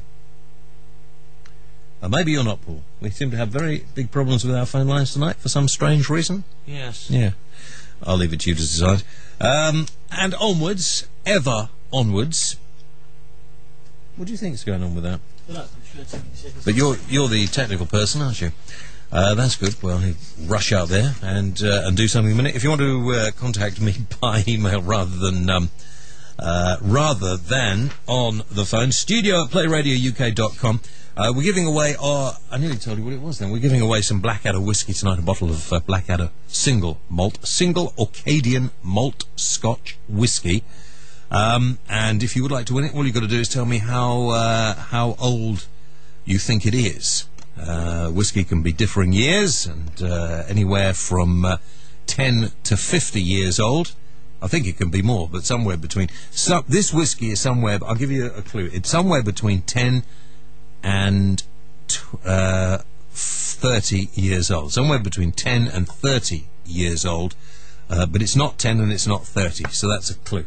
Text me with your name and address how old you think the Blackadder legendary malt Scotch whiskey is, and we will pick out the winner in... what are you doing? Right, well, Paul had his Bluetooth plugged in and had a really bad signal, and every time he was put through, his Bluetooth would lose the signal and cut the call. No, Paul, technology and you, eh?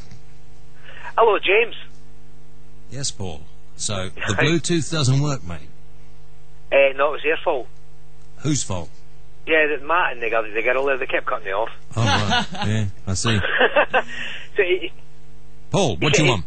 He said to me, tell James that it's your Bluetooth, because he'll think it was us, so it was them. Yeah. Fair enough.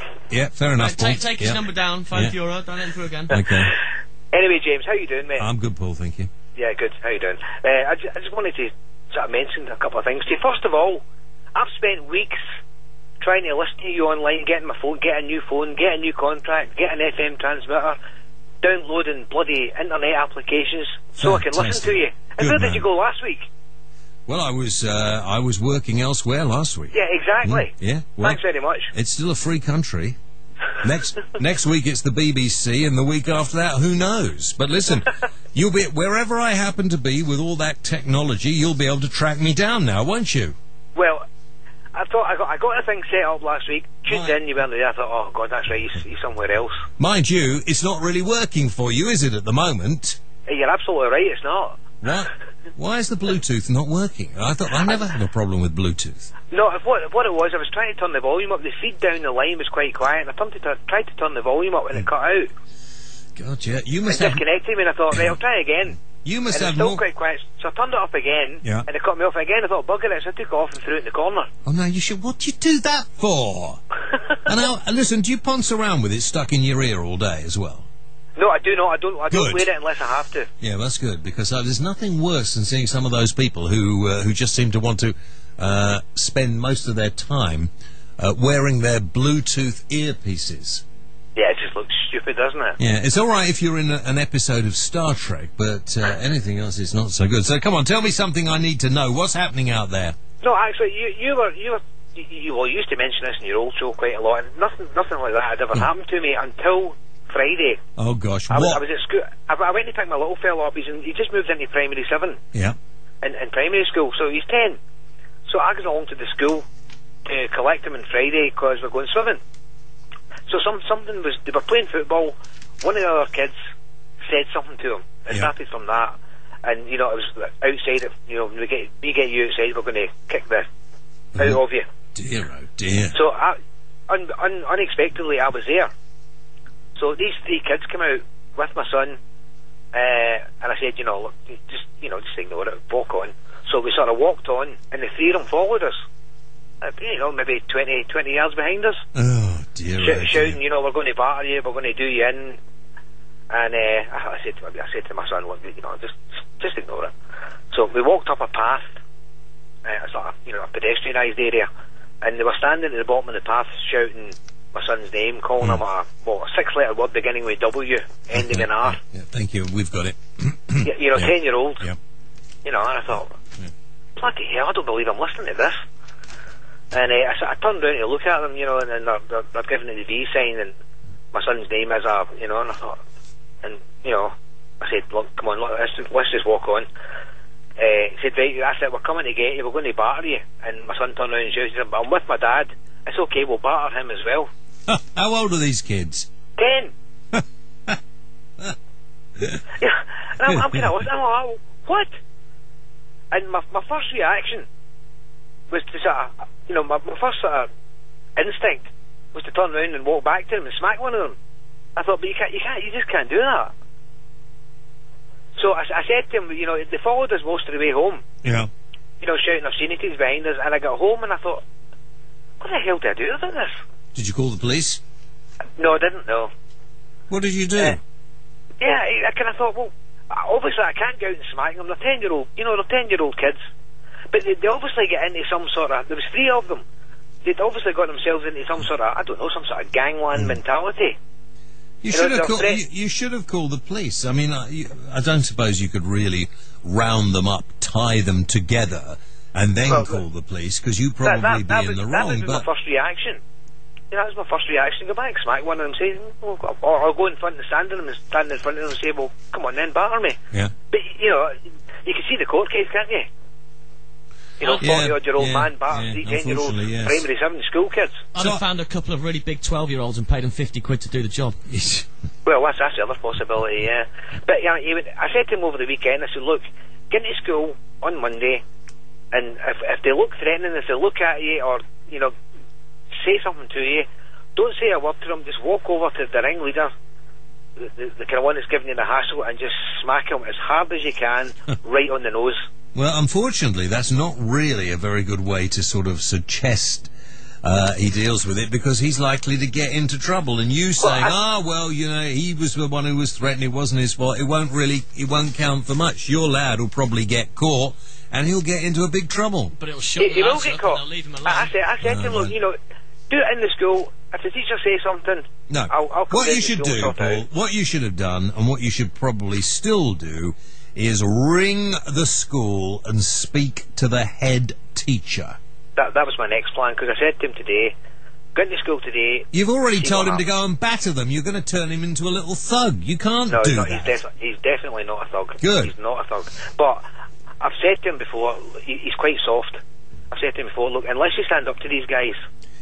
Yeah, but you can't, listen, you can't, unless you happen to, some kids instinctively know how to fight, others don't. And there is no point in trying to force a kid who doesn't want to be violent, God bless him, into being one that does. So I suggest first thing tomorrow morning, or whenever he gets back to school, you get onto the school and you have a word with them.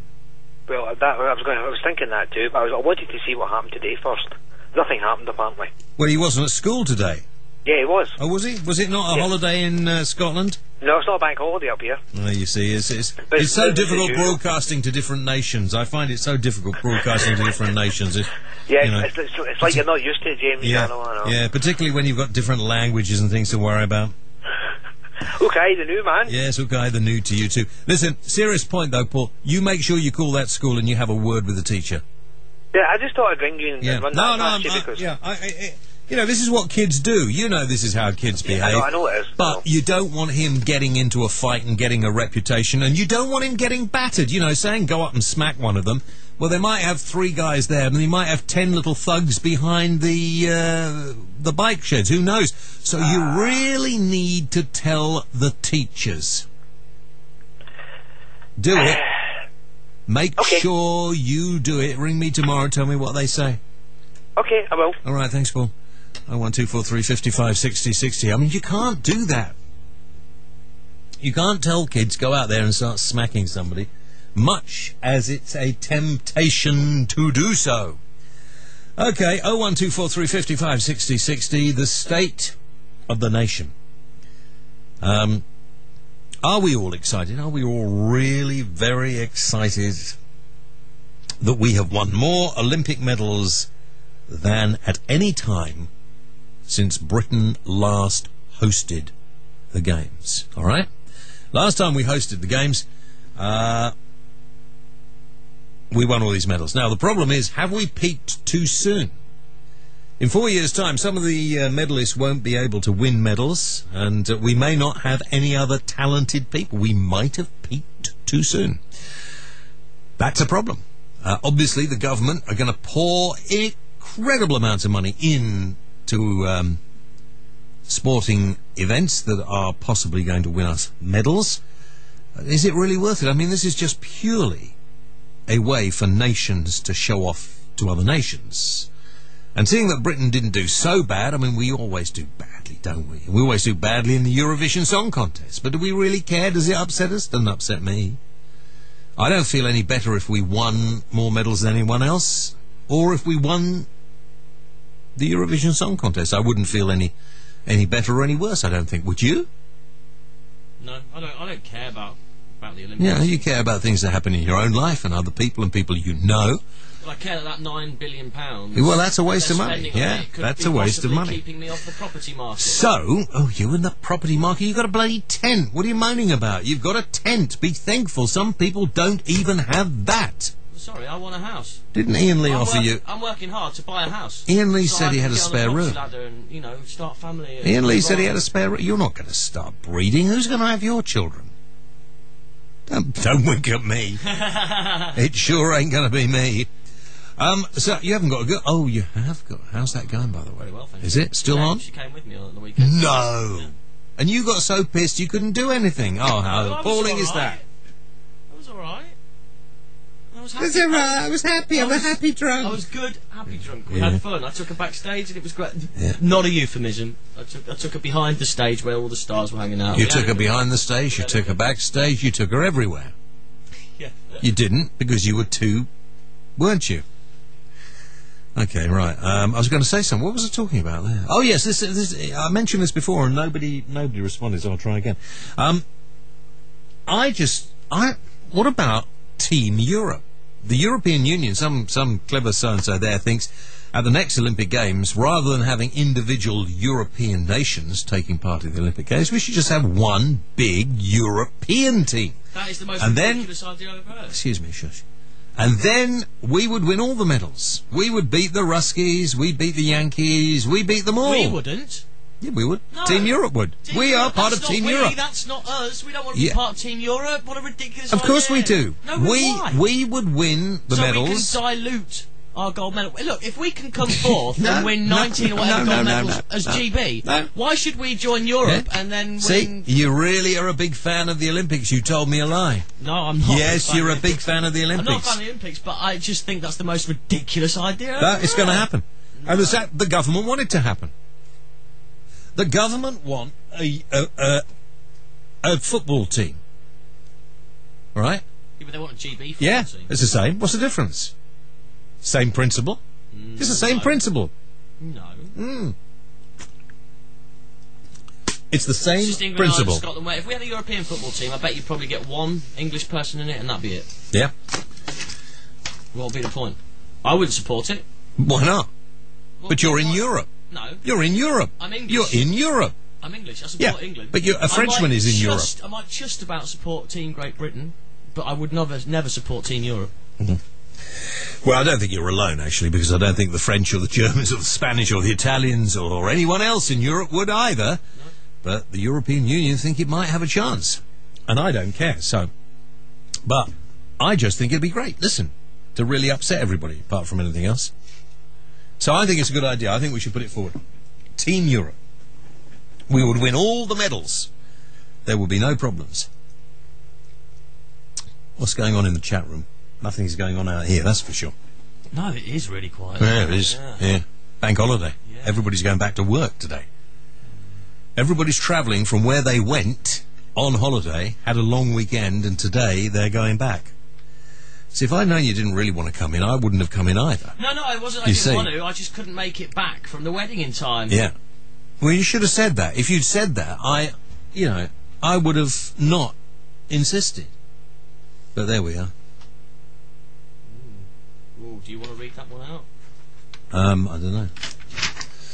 Oh, yes. Surely it's against your nature to work for the BBC since your and my TV licence fee is paying your wages. We all know your stance on this. At least I'm getting more well for my money.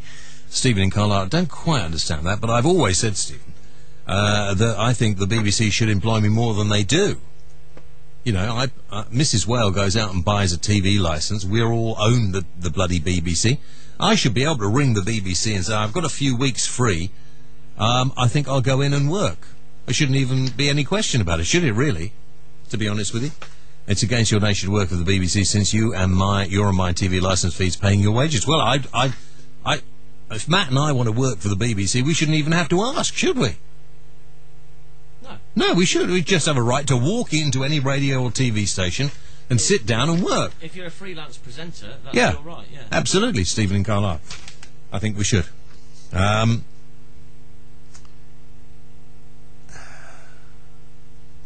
Peter Collins seems to send us an email every 5 seconds. Every 5 seconds. I mean, I know I've got him a good deal on Bid TV, but honestly, Peter, there's no need to... I'm beginning to feel stalked. Did you read about Jeremy Paxman's speech at the Edinburgh Television Festival at the weekend in which he said, quote, white middle-class men were overlooked in favour of women by the BBC? Well, it's always been a woman's place in the BBC. And if any middle-class white I come across says he wants to enter television, I say, give up all hope. They have no chance because they will be discriminated against by the BBC. And now it's been suggested he risks facing the wrath by his female colleagues at the BBC for speaking out on this issue. Do you think Mr. Paxman has made an important point and he has spoken out because he knows what's going on at the BBC with discrimination against white middle-class males in the media? Peter from Birmingham.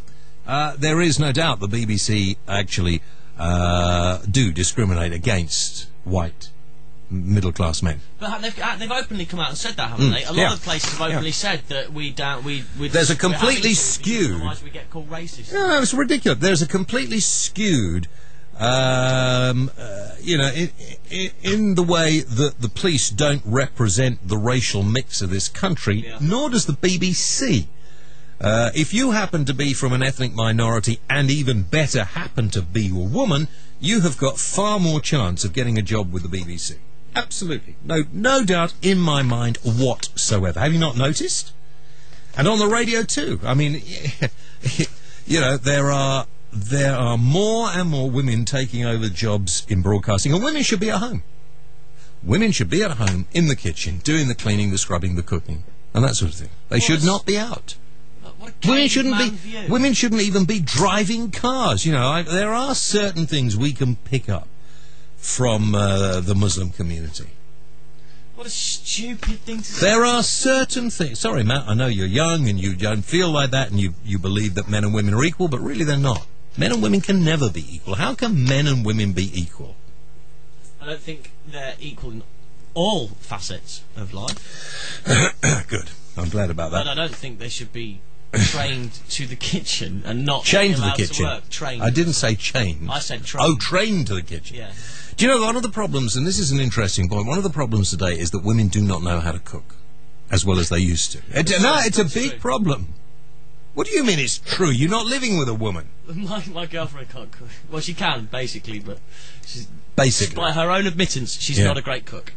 Whereas I'm not bad at all. Really? Yeah. Have you ever thought about changing roles? I mean, she could earn the money. You could stay at home, dust when you get the house, right? When you get the house, you stay at home, dust it, look after it, clean it, do the cooking, all that sort of stuff. Yeah, we've only been together a couple of months, so let's not get too far down the bloody line. Do you think she's listening? I don't know. Yeah, I wonder if she's listening. Keep my mouth shut. Yeah, well, does she know about your kind of strange ways yet? She hasn't found out. Oh, she knows all about my strange all right, ways. that's okay. Just so I mean, I think you should be honest right from the word go. Yes, yeah. Yeah. I'm James Wales' bitch. No, that's not nice. That really is not nice. Okay, so I forgot where we were going with that. Where were we going with that? We were talking about women aren't equal to men, and it was the whole BBC. Oh, that was it, wasn't it? Yeah, it was Jeremy Paxman. Jeremy Paxman keeps speaking out against things like this, and I'm not sure why. Whether he's trying to sort of push his bosses as far as he can to see whether or not he can get sacked. Maybe that's what he's doing. I don't know. I don't know what Paxman's idea is. I mean, he's right. You know, if you were a middle-aged journalist, you're probably not going to... A male journalist, you're probably not going to work on the BBC. I mean, if you... they don't mind taking on older guys. Have you seen on News 24? Quite a lot of older newsreaders there and young girls. That seems to be the way it's going. Don't watch Fine for me, 24. but... We have to watch all news. You get a different perspective on it. I personally prefer Sky. Obviously, I work with Sky. I prefer Sky. But I watch Al Jazeera as well. Do you ever watch that? Very interesting perspective on world news. Completely different. The London version of Al Jazeera, obviously, the English version. Unlike you, I don't get the time to watch the news. I don't know how you can do it. You don't seem to read newspapers. You don't watch the news. How do you... What do you do all your life? What do I do all my life? Well, what are you doing all day? You know, why aren't you doing these things? Because I'm working. Yeah, I know you're working, but... My job isn't just to turn up, watch the news, prep your show. I have 1,000,001 other things to do during my working day. That's not acceptable. Well. Hang on, what's that? There are loads of different sorts, but it's a single malt. Right, okay, yeah. Yeah, these are some of the competitions. Just run through some of the entries. You're wrong, Stephen, anyway. Yeah, Arthur says it's 12 years, a couple says it's 10. Yeah, I've said it's between 10 and 20. Somewhere. Okay. There are different ages of malt whiskey. This is a single malt. It's a single, this particular one, a single cask bottling, non-chill filtration, no colour in this very nice whiskey. It's 43% volume, by the way, and it is not to be messed around with. It is not like Buglugs here would do, sit and drink it all in one go. You sip it. This bottle should last you months. I wouldn't even touch it. No, I hate whiskey. You wouldn't be allowed to touch it. I wasn't even allowed to look at it until this week. Yeah, well, I didn't. I'm away for a couple of weeks, and you start looking at stuff like that. I mean, don't you know? Did Mendoza let you do that? What, look at the whiskey? Yeah. No, it was locked away while you were I should think so. Yeah. You know, and don't let him sniff it either. You get all sorts of problems if Mendoza gets anywhere near that. Somebody's asking which BBC station or TV thingy will you be working for? I have no idea. Who knows what the future holds? So anyway, listen. Text in your answer to the question, how old do you think Blackadder Scotch Whisky is?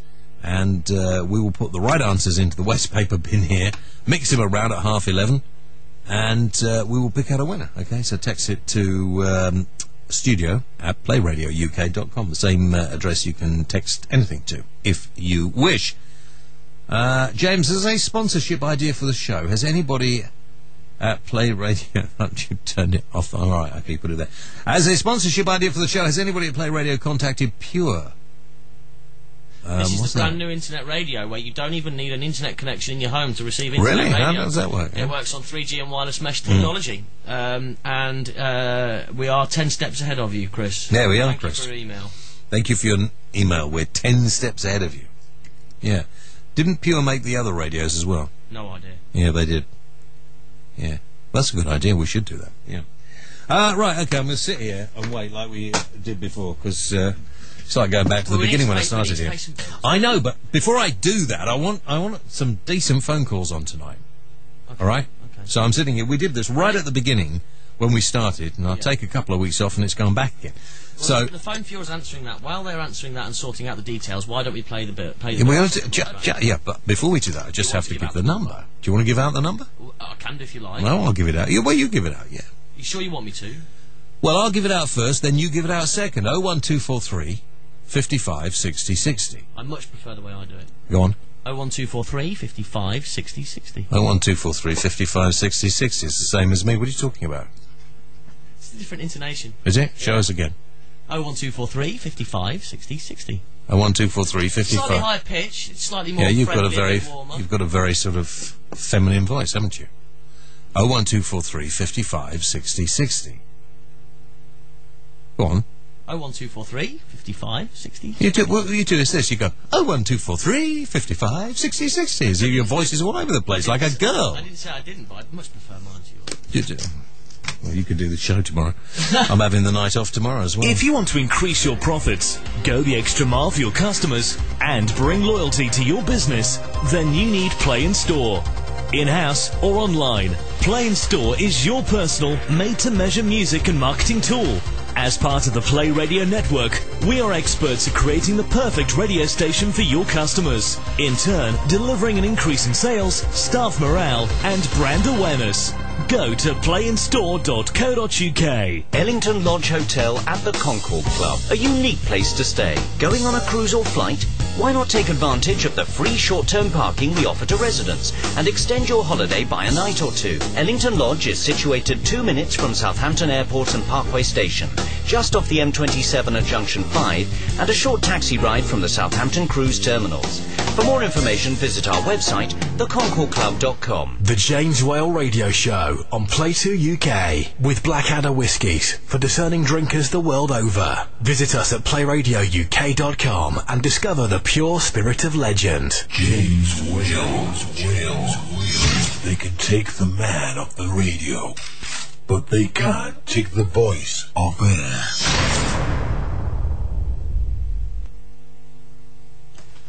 Okay, well, I was messing around with the camera. Oh, were you? Mm. Oh, you like to mess around. I do, you're absolutely right. See it true, see it, what's this about? But the BBC, James, yeah, what? Maybe they're Irish. See it true. See it true. That was Scottish, wasn't it, yeah? That the BBC would have a lot more people doing a radio show like yours tonight. Can you give us the inside view on if this is true or not? If true, what do they all do? I don't know, actually, really. The BBC do have probably about 15 people doing a show, which could quite easily be done probably by just one or two. But who knows? In fact, I have to say this, it's a bank holiday, so lots of people are away anyway, aren't they? Yes. Everywhere. I don't like the camera there. I'm going to have to move it. That's the email I meant to bring you. Is that the... Oh, right, okay. All I can find were... Oh, am I right? Yes, yeah, okay. Earl Hussein. The new programme I do is called Off the Cuff at Press TV. But they haven't gone out yet. They go out next week. They start next week. Right. Although I have done them, they haven't yet been screened. They haven't been screened yet. No. I thought you were doing them like a week in advance. Sort of. No. So they start going out next week. Then? Absolutely. Is it the book thing? No, that's already on there. I've done that now. This is a new show called Off the Cuff, which I do. I do this with an audience of people, and we discuss one issue in the programme, and the audience talk about it most. Right. So if you want to come on and be on, Errol, if anybody wants to do it, feel free to get in touch. If you can get to London on a Thursday, we record them on a Thursday. We're always looking for people to be in the audience, and all you have to do is get in touch with Press TV and ask them about being in the audience for Off the Cuff. That's all you have to do. I might do it. Yeah. Well, you could do it. You should bring me on the panel. Well, you could there is no panel, it's just an audience. Oh, just you and an audience? Me with an audience, You don't have a couple of other people? No, I'm in the audience and run around the audience, you know. It's a bit... You run around? I run around, How are you yeah. with that? You out of breath? Shut up, you rude bugger. So anyway, no, you're not coming on it now, that's it. All right. So it's questions like, have politicians lost their relevance to the people that they are supposed to represent? You know, questions like that, which don't go out of fashion. Righty-ho. It's not getting very many calls at all today, are we? Really? No. We should go home now. It's quite quiet in the chat rooms and stuff as well. Is it? Sizemorg's there. Sizemorg, yeah. Yeah, he's always there, isn't he? Mr. Conspiracy. Oh, is he? What's he? Well, apparently on the 30th of September, yeah. Apparently, now, I mean, if I remember this correctly, it right, yeah. China bought out all America's debts. On the 30th of September, China bought out... No. Forget that. China apparently already have bought out America's debts, and they've now issued, is it a writ? And they've said you've got till the 30th of September to pay the debts. And apparently, America and the World Banking Union, whatever, have got to pay China the debts, and that means that all our money will go out of all of our banks, and all the banks will collapse. That's his latest... Where did he get this from? Is he mad? I possibly think so, yes. Yeah, okay. Should we talk to Stephen Parker? Why don't we? Okay, Stephen, you're on the air. Hello, Stephen. Stephen is Skyping us from somewhere. We're not having much luck one with the other tonight, are we, really, to be honest with you? Is that because you came in and fiddled around with the equipment earlier? No. Stevie! He's calling from Sweden. Hello? No, sod it. Okay. Oh, you cut him off, did you? Had his chance. Okay. Have politicians lost their elephants? Fat Steve says. Have politicians lost their elephants? Elephants, yeah.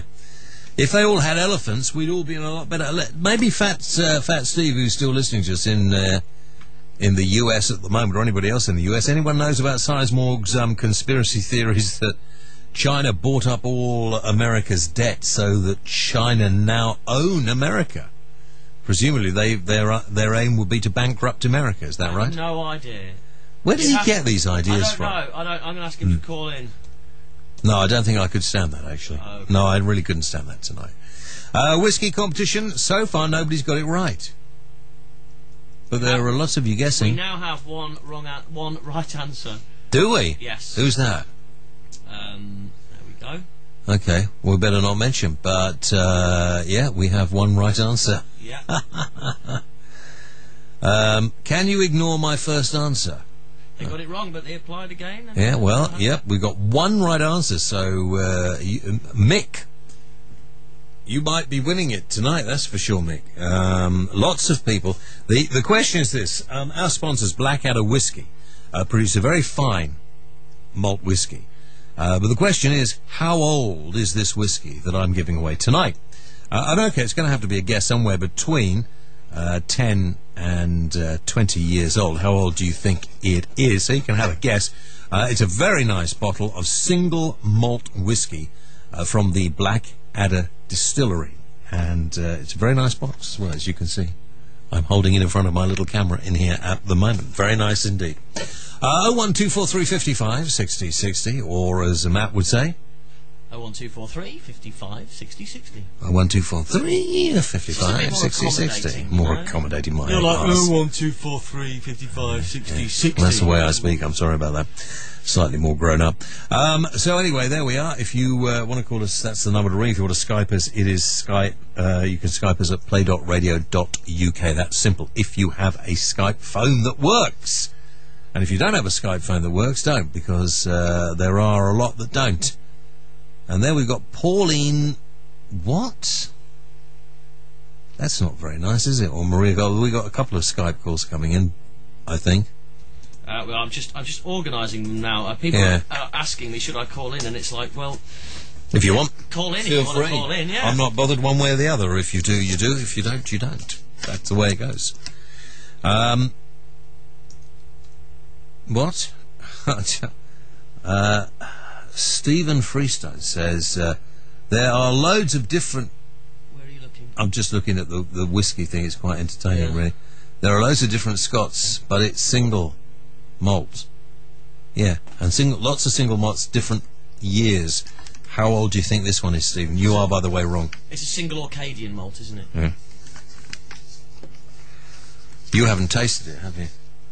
No, because you wouldn't be allowed, would you? Really, when I think about it.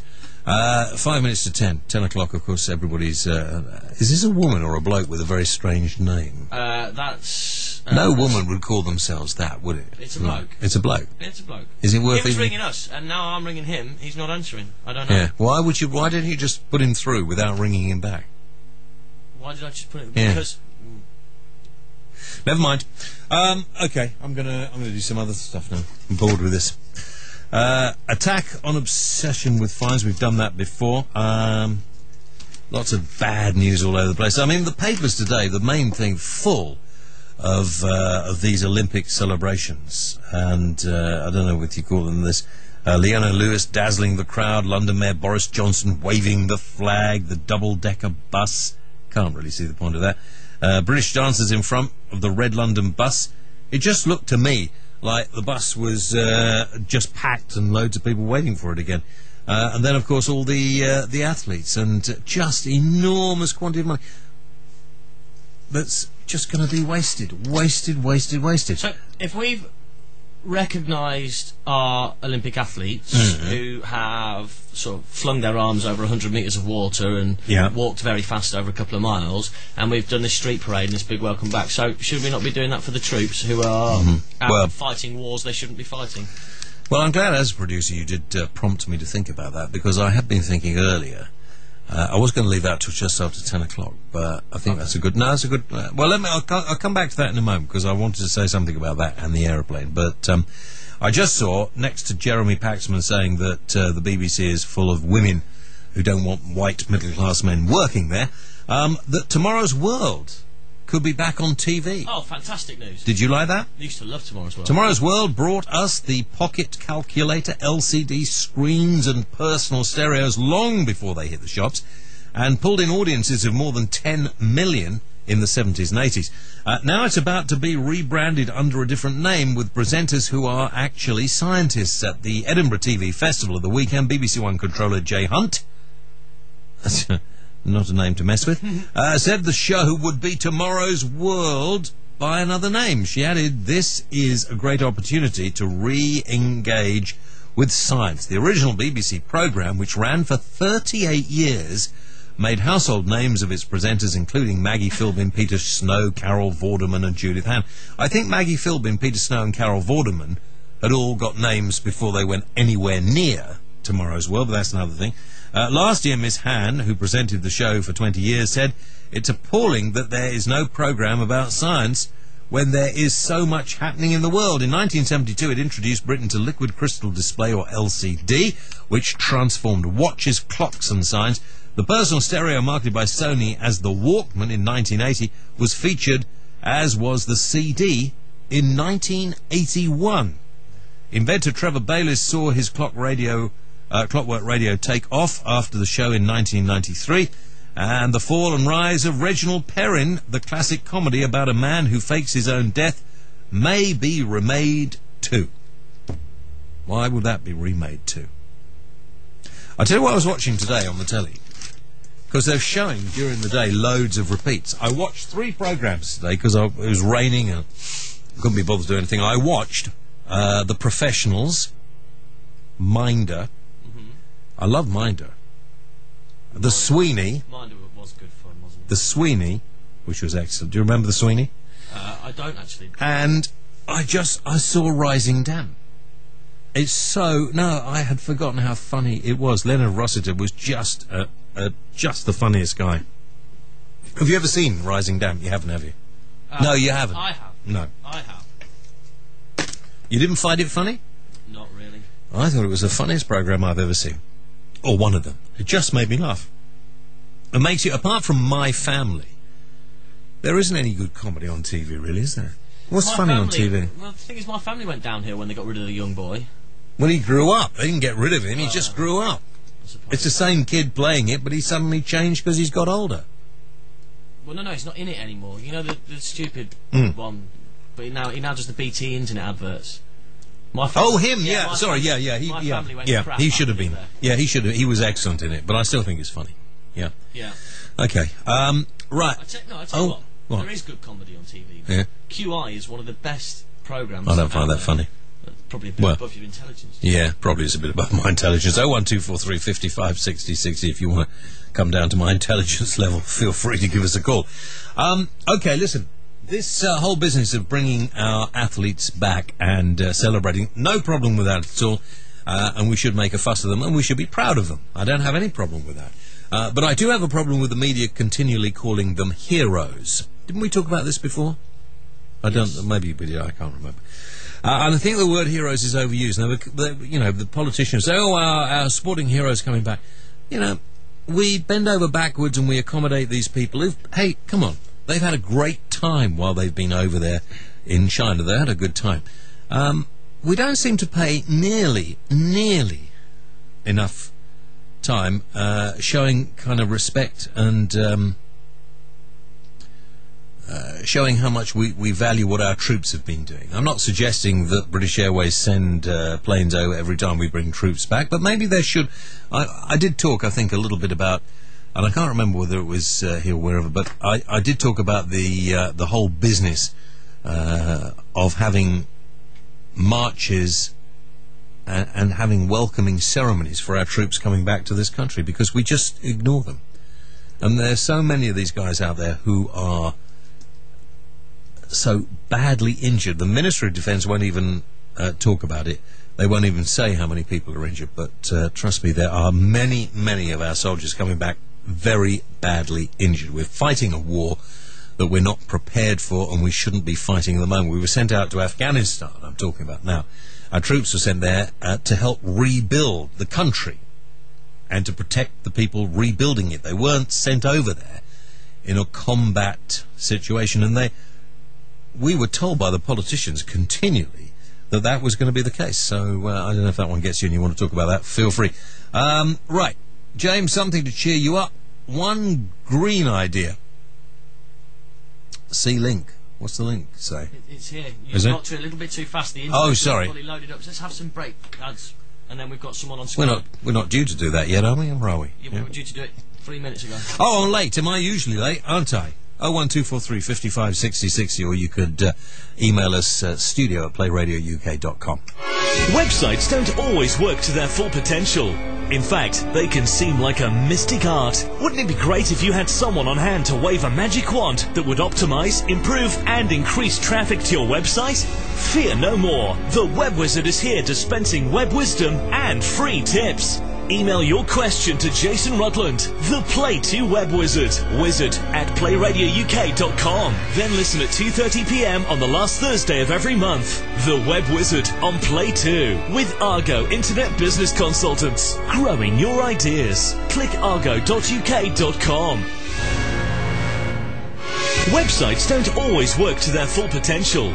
In fact, they can seem like a mystic art. Wouldn't it be great if you had someone on hand to wave a magic wand that would optimize, improve, and increase traffic to your website? Fear no more. The Web Wizard is here dispensing web wisdom and free tips. Email your question to Jason Rutland, the Play 2 Web Wizard, wizard@playradiouk.com. Then listen at 2:30 p.m. on the last Thursday of every month. The Web Wizard on Play 2 with Argo Internet Business Consultants. Growing your ideas. Click argo.uk.com.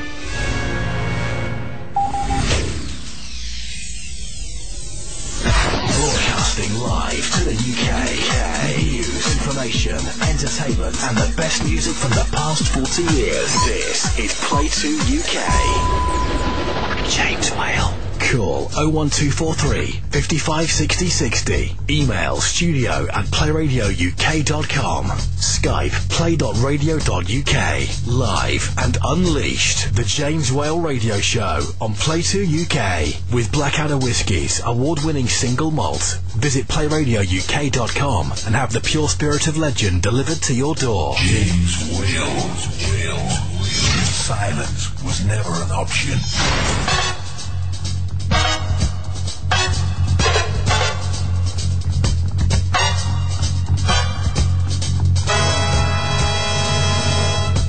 You know, it's cold in here tonight now. Suddenly the air conditioning's come on. I feel a little blast of cool air. Behind me, I see a semi-naked woman on a picture on the website talking about eco-friendly underwear. We'll bring that story to you in a moment. Good evening to you. If you just joined me, James Whale on Play Radio UK, 10 o'clock until midnight. We've been here for 2 hours. Where were you all? We've been here for 2 hours. Doing this, that, and the other. I've, almost run out of things to talk about, but not quite. If you want to join me, 01243 55 60 60, or as Matt says, 01243 55 60 60. Apparently that's friendly. Brits' knickers are pants. British women should shake up their underwear drawers, says a new poll. We'll bring that to you later. Stephen Parker has Skyped us. If you want to Skype me, play.radio.uk. Stephen, hi.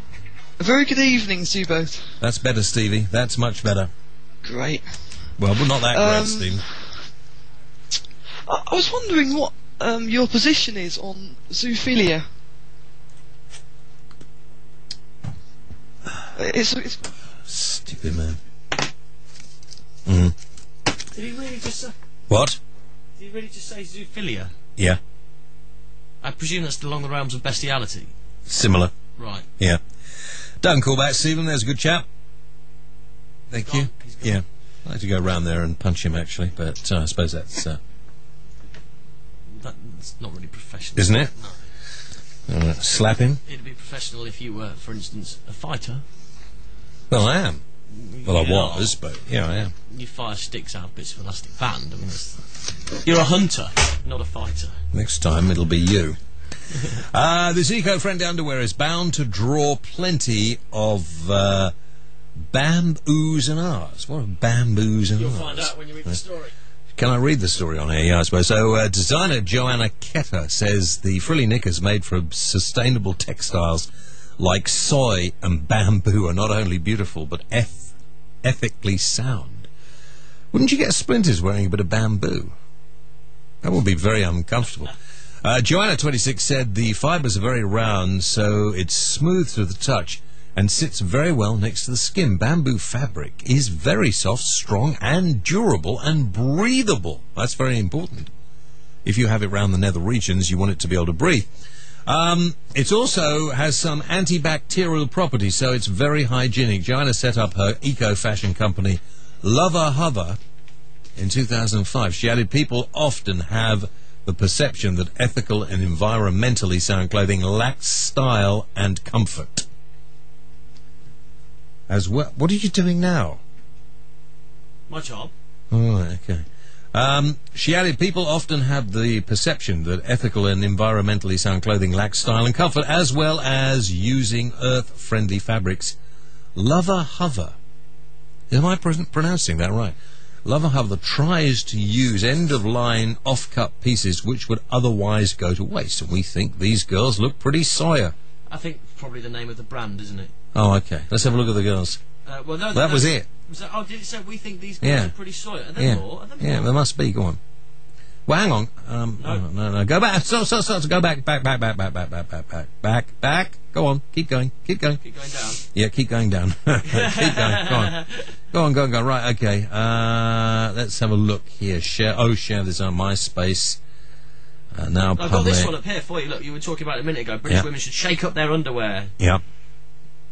Brits knickers are pants. Most spend less than $10 a month on bras and knickers, with 60% buying undies only when the old ones fray, claims a survey by market analysts Mintel. They must be working for an underwear company. Fashion analyst Katrin Magnusson. Yeah, her, said, grey saggy knickers don't conjure up the sexy... How many women do you know who wear grey saggy knickers? None. Lots. The industry needs to encourage women to spend on lingerie that make them feel special. What's the point of having some sort of... I mean, you know, how often do you change yours? My underwear? Yeah. What? Change it as in physically or buy new underwear? Well, do you change it once a week? Once a day. You don't? Yes. Once a day you put new when I get pants up in on? the morning, I put a new pair of boxer shorts on, yes. Yeah. Oh, I don't like boxer shorts. No. I always knew you were a wife fronts man. A thong? Thong? No, always a thong with support, proper support. You need support. You can't have them dangling. If you have them dangling, in later life you will regret it. Really? Why? You will. Why? They'll all be saggy later on in life. There's a certain element of sag to them anyway. Shouldn't be. What? Shouldn't be. You're saggy. Golly. They're testicles, James. They swing from between your legs. Yeah, well, they shouldn't be swinging too much. You'll regret it when you get older. You know, this boxer short thing is very bad for guys. No, they're tight boxer shorts. They're not... Oh, they're tight boxer Yeah, they're shorts. snug. I call them snug, not tight. Oh, I see. Right, okay. With support. To hold and... Bit, but to lift and more separate. Space to move around slightly. Yeah. So they're not completely squashed into one little pouch. Yeah. I said little pouch, didn't you? Yeah. Well, I know there'd be little pouch, yeah. And how often do you buy new ones? It depends. I've got about 20 pairs of boxer shorts. Really? So it's not. They're on quite a low rotation, so I don't really need. They're on a low rotation. Well, yeah, once every 20 days. Yeah. I see. So probably every 6 months. How long do they stay in the wash basket before you wash them? Because sometimes you shouldn't leave them dirty for too long. I do my washing twice a week. Do you? Very good. Yeah. But I do it into. See, I do the whites on one day and the colours on another. Oh, really? Should I call them colours? Is that politically? I don't care. You need a woman, really, to do this for you, don't you? You shouldn't have to worry about this. Well, why would I get somebody else to wash my... Well, that's it has to be. I mean, you don't want to be stuck there washing your underwear for a long time, do you? How long have you been doing it now? What, washing my own clothes? Yeah. Ever since I moved out of home. Tempted to move back or not? No. All right. Okay, so apparently the survey says, ladies and gentlemen out there in radio listening land, it used to say on the radio, ladies and gentlemen out there in radio listening land. You don't hear that on the radio anymore, do you? No. So women apparently are not looking sexy enough in their underwear and not buying enough new underwear.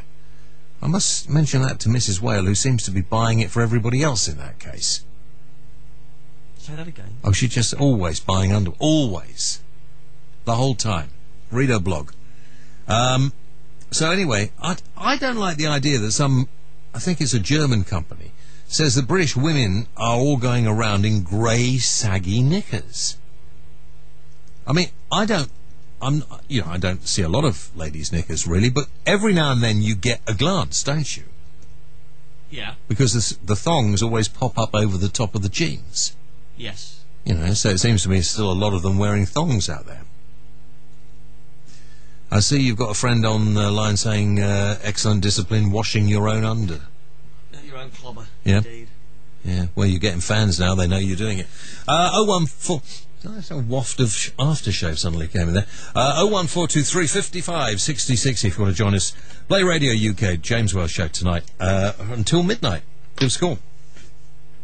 Should we take some emails? We've got some emails, or we're even slow on the emails, are we? Competition winners. Yeah? Oh, good. Well, we put them in the box later, but not now. Yes. Good. Somebody reckons they're going to get wasted. Not on my Blackadder, you're not. No. Not with that answer either. Oh, yeah, you're wrong. All the wrong answer. So, Gary from Catford has sent in the answer. We asked, how many years, has it been, how long's it been aged? On a bottle of single malt whiskey, it will tell you how old it is. In years. In years. Gary from Catford thinks the answer's 1,993. Well, Gary in Catford's a prat. But we knew that anyway, didn't we? Yeah. And you won't be getting it. Oh, look at that. It's yeah. I'm getting rid of all the old answers. Are you? Why? All the wrong answers, sorry. 26 years. Do you know, I wish we could open a bottle of this, but I've taken mine home. Matt, when will James be on the BBC? Well, they start asking that. I just threw that in as a sarcastic throwaway line. They all think you're now Go to the BBC. Oh, right, okay, fine. Good. What else have we got here? Anything else? Anybody been to the carnival? Wants to talk to me about it? We've got Louise on line 2. Okay. Hi, Louise. Hello, James. My golly. Louise, the taxi driver from Ipswich. Indeed, yeah, it's lovely to speak to you again. Thank you so much. Yes, well, good night. So what's happening? Look, how are you anyway? Last time we spoke, a long time ago, you were going in to have an operation, and then you had the operation. And how are you? Yes, I did. How well, are you yes, now? I had. That was the gastric bypass, and I lost 7 stone. Yeah, well, that's good, isn't it? Yeah, well, it is. Although I would certainly not recommend it to anybody because I've never really felt well since. And in fact, a friend of mine had the same operation, and she was in hospital for 15 months. It went completely wrong. She had to have. Oh dear. She had to have big chunks of her cut away because it all went rotten and was generally butchered. Please. It was horrible. I think the trouble is there's so many people that are jumping on the bandwagon. They haven't had the experience. In fact, my doctor was very precise about the person he picked. He picked someone who'd done quite a few operations, so he'd made his mistakes before he got to me, which was good. Anyway, James, can I speak to you about cancer treatment, please? Yes. Okay. Right. Very last time I spoke to you, I was saying about about cervical cancer because I'd had a bad smear test, and I've been going backwards and forwards. They keep on checking you and everything. Now, the point I really want to make, and hopefully people will take some sort of note, is that like almost 100% of the population, I hadn't realised how you actually got cervical cancer. Never occurred to me. I just thought it was one of those things, a bit like you can get any other form of cancer, but the only way that you can get cervical cancer is from the HPV virus, which you get from sexual contact. Right. And they do say the younger you have sex, the more likely you are to get it. Is that right? That's what they say. I think. Possibly it's because if you start young, you're going to have multiple partners, and if you're young, you're going to be daft. And not use protection, although being young, it's not definitely just the young people who are stupid. I think we can all be as daft at certain times. But the thing is, James, that there is a vaccine for HPV that can stop you catching it if you take it beforehand, and there's no point after. That's the vaccine that was going to be made available for all girls, I think, under the age of 14, or it might have been under the age of 12, but unfortunately, there was such a backlash from the religious idiots that it got lost somewhere. No, sorry, James, didn't mean to cut across you there. No, go on. No, it's still due to come out, and my daughter, who's coming up for 13, is in the first batch due to have it in the autumn, and I am wobbling backwards and forwards. I mean, I obviously don't want her to go through what I'm going through currently, and feeling so ill and so washed out with the whole thing because the virus is vile. But in America, where they've been whipping out to all the young girls, they've had some pretty nasty reactions. Some girls have even been paralysed by it. I mean, I know you always get problems, but when you talk about paralysis, that makes me think, whoa, just put the brakes on a bit, and perhaps let the first couple of batches of girls go through first. And I don't know. The problem with new drug therapies is that, and the sad case is, until they have been, used. This is one of the problems that we are having as far as kidney cancer is concerned with Sutent and the other cancer drugs which have been developed and do marvellous things.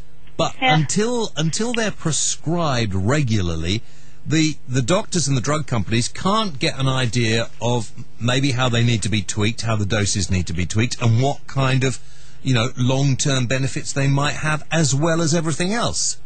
Yeah, I know it's a case of the greater good, but I'm working with my daughter. I'm working on the basis that at 12, she's not going to be sexually active. Well, God forbid that she's sexually active, but certainly not for the next 8 to 10 years. That I think I've just got a little bit of time to see how it affects the other girls. But do you know, James, it's so ridiculous. you know how easy and cheap it is to test people when you do a smear test. I mean, you're talking about coppers, and they'll test for everything under the sun. But when I said, look, if I've got a bad smear test when I've done my research, will you check me for HPV? Because obviously, I don't want to be passing on to anybody else. And they said, no, we won't check for HPV because there is no cure for it. Now, isn't that mad? Because I've got the sense, if I have got it, I don't know it, I've got the sense not to be passing on to anybody else. But if you had some youngster, they could be infecting, well, millions, because it spreads out, obviously, exponentially, and men just don't have any symptoms. And for women, it takes a long time to show up as well. I mean, that's possibly something... The doctors think there are so many things we need to worry about in this day and age that that's something you don't need to worry about.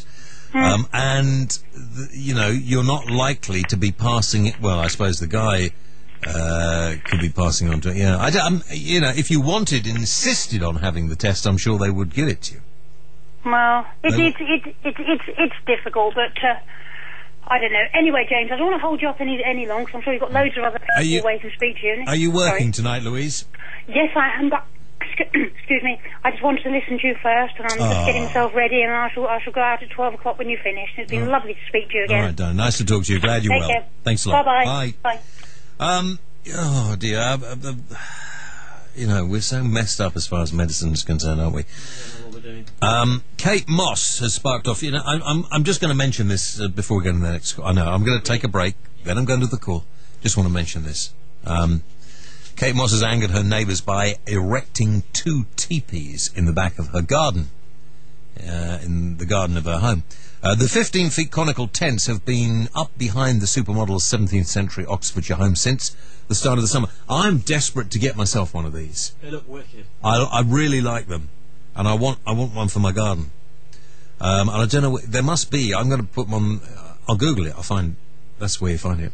My sister's getting married next year, and they've got they've hired a marquee that is a series of 8 teepees, huge teepees. And the great thing is, if the weather's crap, they've got sides that come across. But if it's nice, you pull them away, and it's just got wooden poles holding all these teepees in the air. It looks great. Well, I want just kind of the traditional, right? Could be great for putting my bows and arrows in, won't it? When you think about it.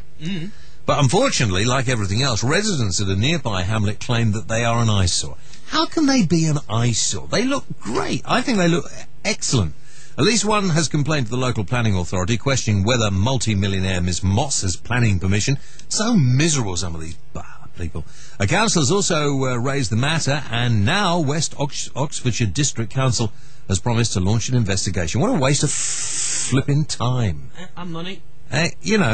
If you want to put a tent up in the back of your garden, put a tent up in the back of your garden and stuff the other bloody people.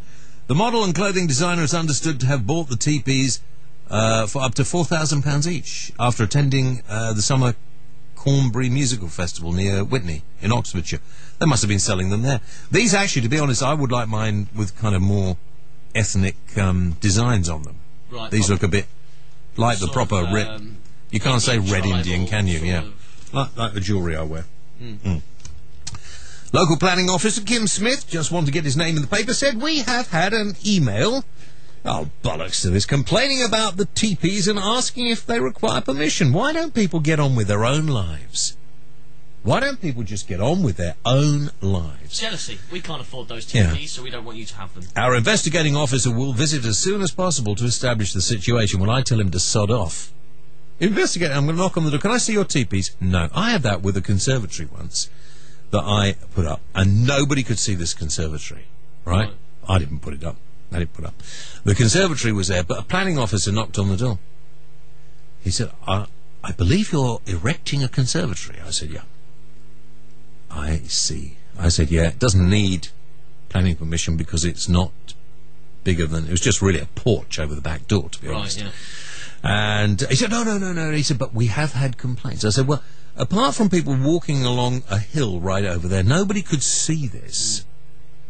So it can't... I said, why are you even bothering to knock on my door?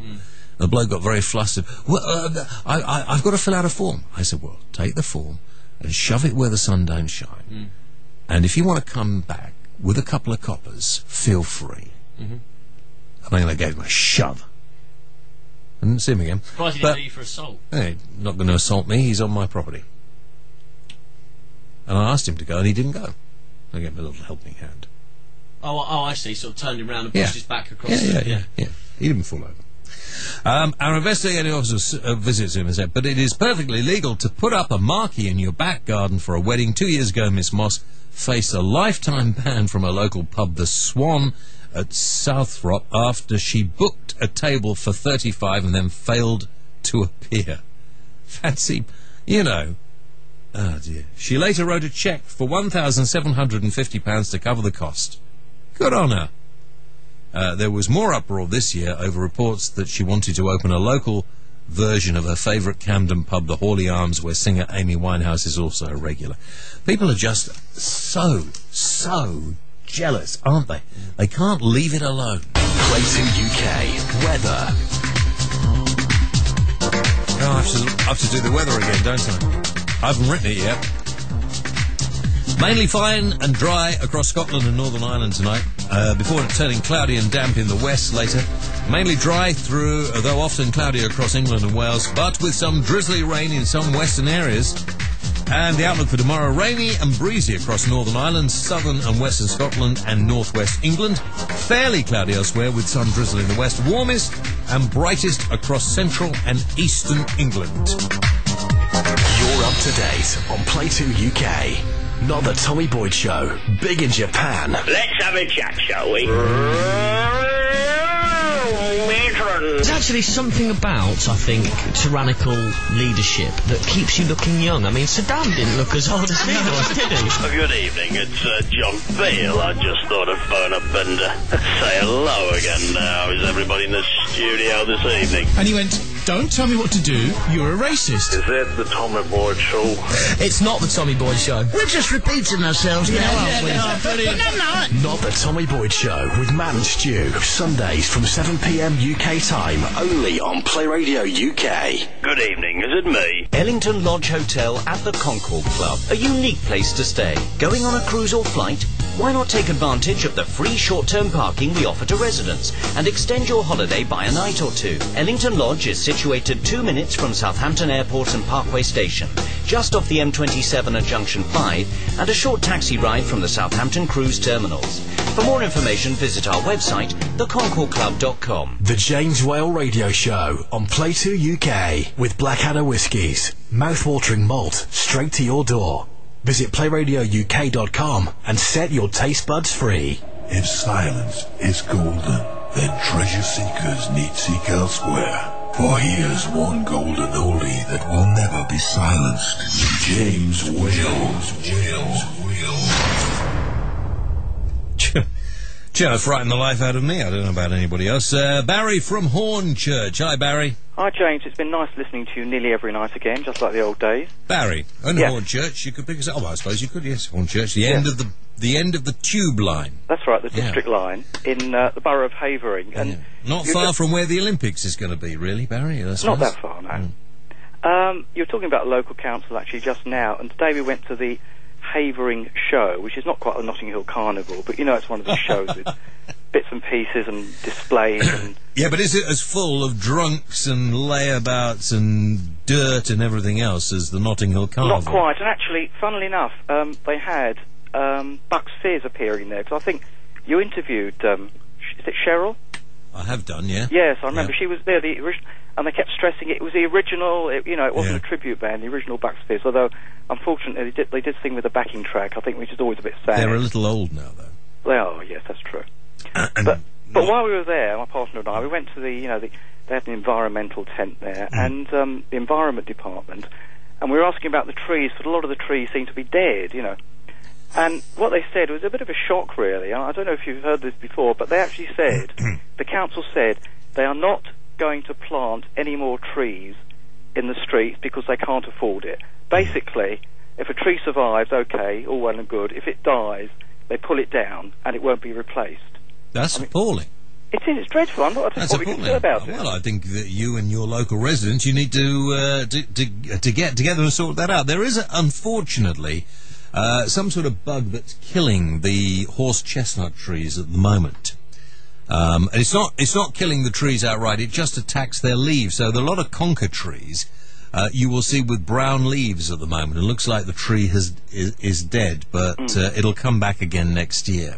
Oh, that's good news. They're sort of mites that get into them, so... I think I assumed they were all dead. No, so if they're conker trees you've been looking at... Yeah. But I think, on the general topic, I mean, it's not very good news, really. You know, basically we'll be denuded of trees. Well, yeah, I'm amazed at that. I would have thought, with everybody going mad about eco this, eco that, and eco the other, that planting trees by local authorities was something that they would be getting grants off central government for anyway. Yes. But I know you haven't got much time for local councils, have you? Well, I haven't got any time, really, for local councils, because they make such stupid ideas, and whenever you have the necessity to talk to them, they talk in such stupid ways about... this whole business about Kate Moss's teepees in her back garden. I'm sure they have got far better and more important things to do than even pay any kind of notice to that whatsoever. Some miserable old git that lives up near them in Oxfordshire, who hasn't got a couple of pennies to rub together, who feels really miffed, is doing all the complaining. So I would have thought the council would just say, look, we're not interested, bye-bye. I would seriously, I mean, if your local authority is saying they're not going to plant any more trees when they die, I think that's a serious problem. I think we'll have to take it up with the town hall. I think you should. You should. Let me know what happens. I will do, okay. Havering. That's it. Yeah, Havering Town Hall. If you're a Havering councillor and you're listening at the moment, call me and tell me why you're planning not to plant any trees when trees in the borough die. I mean, they'll be presumably got some very nice tree-lined roads in Havering. Well, they are. It's very sort of suburban area, and some nice parks and things like that. So if all the trees die out, then Havering Council are not going to be planting any more. That seems absolutely balmy. I think we'll have to follow this up. Yeah, get in touch with your local paper, see what they say. I would, and I'll say James Well told you. Yeah, always use my name. Feel free. Oh, thank you. Everybody else does. Okay. Right, bye. Thanks, bye. James. Bye. Bye. Matt, that's what I want to see. Teepees. There you go. Yeah, fantastic. How much? That's not bad. Not bad. It's quite expensive, actually. It is expensive, Is it in buffalo hide? It's got to be in buffalo hide. Can I have a look at some of the other... I'm trying to see if there's any information. It's very sparse on information. Yeah. What about accessories? Let's have a look at the accessories. See what you can get for it. Over there on the other side. That's it. Yeah. See what accessories you can get. Oh, look, a fire. That would be nice to sit round the fire, wouldn't it? Yeah, that'd be great. Because, of course, teepees are designed such that... So the smoke goes up through the hole in the top. Hole, but if it rains, you don't get rained on. Exactly. That's exactly how they are designed. I used to make them when I was a kid. Didn't you? What's that? That makes it 2 floors. Oh, I see, because it's so high, you can put that in and you've got another floor. Yeah. Hey, these are quite cool. Yeah. Because you want to get on the housing ladder, don't you? Now, hang on. These are that's an inner tent, is it? That's the inner tent bit to the outside. All right. Because I was going to say that's a lot cheaper. You can get drying rails for them. And yeah. Wow. You could live in this all the time. You could. Chemical toilet outside, you'd be all right, wouldn't you? Having just been at a festival, I would not have a chemical toilet. The best. I had to go for a wee in a portaloo around the back of one of the artist tents. No. They hadn't put on a flat piece of land. They put on a slant, so I literally had to lean forward to stop myself falling into it. I mean, do you know, I filled up half an hour talking about this on a show the other night. Why are men's toilets so disgusting? In pubs or anywhere you go, and now, I mean, I'm so glad there is no smoking. But one of the problems is you can smell the toilets, and men's toilets are disgusting, and it's beginning to get worse and worse and worse. Yeah. Why? Well, men don't have respect for their toiletry habits like women do. Women have to sit down every time they go. Maybe to the men toilet, should. They need to clean up. So. Yeah. Well, I think maybe we should use the... what's that Pro Stove? What's that? Pro Stove? Warm and welcome addition to your tent, specifically designed for tents adventurer... tent peas adventure range. That all packs into itself so you can carry it. I see. Yeah. Okay. All right. What else have we got then? Any other tents there? We've only got one type of tent. I want to see more tents. No, I'm going back up to the classic tent models. Yeah, let's look at the classic tent models. Yeah, yeah. I want one. Oh, look at that. Sorry. If you want to join us, we're just having a look at teepees, because Kate Moss, of course, has been told hers is a bit of an eyesore, but I think they look great, like the old Red Indian. You know, you can't say Red Indian anymore, can you? It's Native American. If anyone else wants to have a look, go to worldinspiredtents.co.uk. Yeah, worldinspiredtents.co.uk, and have a look. What are these here? Inspired by the nomadic Sami people of Lapland, the Granite 21 is a clever mix of well-proven traditional design and modern tent construction. Can we see another one? I've seen that one. I've seen the Granite. I want to look at another one. It's only showing me that one. Yeah. If you click there for delivery, will they bring us one anyway? Yes, get one delivered now. This amount of advertising, they should give us one, shouldn't they? £2,000 or £2,000. But it's only a cotton synthetic fibre. No good. I want leather. If I Google. Yeah, tent, teepee. How do you spell teepee? Don't you know anything? Is it TIPI? Hang on. Native American tent. Native American. It doesn't say anything. It just says conical tent. Block the Views claims that they have tent. Doesn't say teepee. How annoying is that? TIPIS. Is it? TPs, yeah. Okay, you got more. Yeah. Oh, that's a Mongolian one. That is a Mongolian one. Yeah. Yeah, this must be very boring radio. This is the really interesting tentcompany.co.uk. Yeah. What's that down there? I like that one. Look at tp.co.uk. Oh, look, now we're talking. What's that one up there with the big flaggy bit on there? I want that one. That's home. So I want that one. Because they do teepees and yurts. I want that There's one. a proper teepee. That's a proper teepee. Yeah. How much? I think this is just. Oh, look! Go back. Look at that. It's 1890. That's nice. That's like Wild Bill Hickok or Custer. Yeah. Or This is just an information site. They're not for sale. Oh, no, prices. They are. Yeah, Sorry. okay. Yeah, prices. Ah, now this is better. This is better, isn't it? Yes. What are they made of? You get your own smoke flap. You know, I've got to be honest. I don't think you're allowed to make tents out of buffalo hides anymore. Are you not? Well, you're not allowed to make shoes out of crocodile skin anymore. I doubt you're allowed to make those. You can make it out of crocodile shoes if they're cold crocodiles. If it's already dead, yeah. Yeah. Colours can be used for smoke flaps, front strip, door. You see, look, you get a 10-foot one, which might be enough size, really. How's 10-foot would be big enough, wouldn't it? Yeah, 4 feet longer than me. Yeah. Yeah. 12-foot, £900. All that £4,000. That must have been top of the range. It must have been, yeah. Canvas, both in fire, retardant canvas. Cool. That'd be better, wouldn't it? Heavy, because that's quite heavy material. Yeah, and it doesn't set fire. Poles, ropes, lacing pins, door flap, and pegs.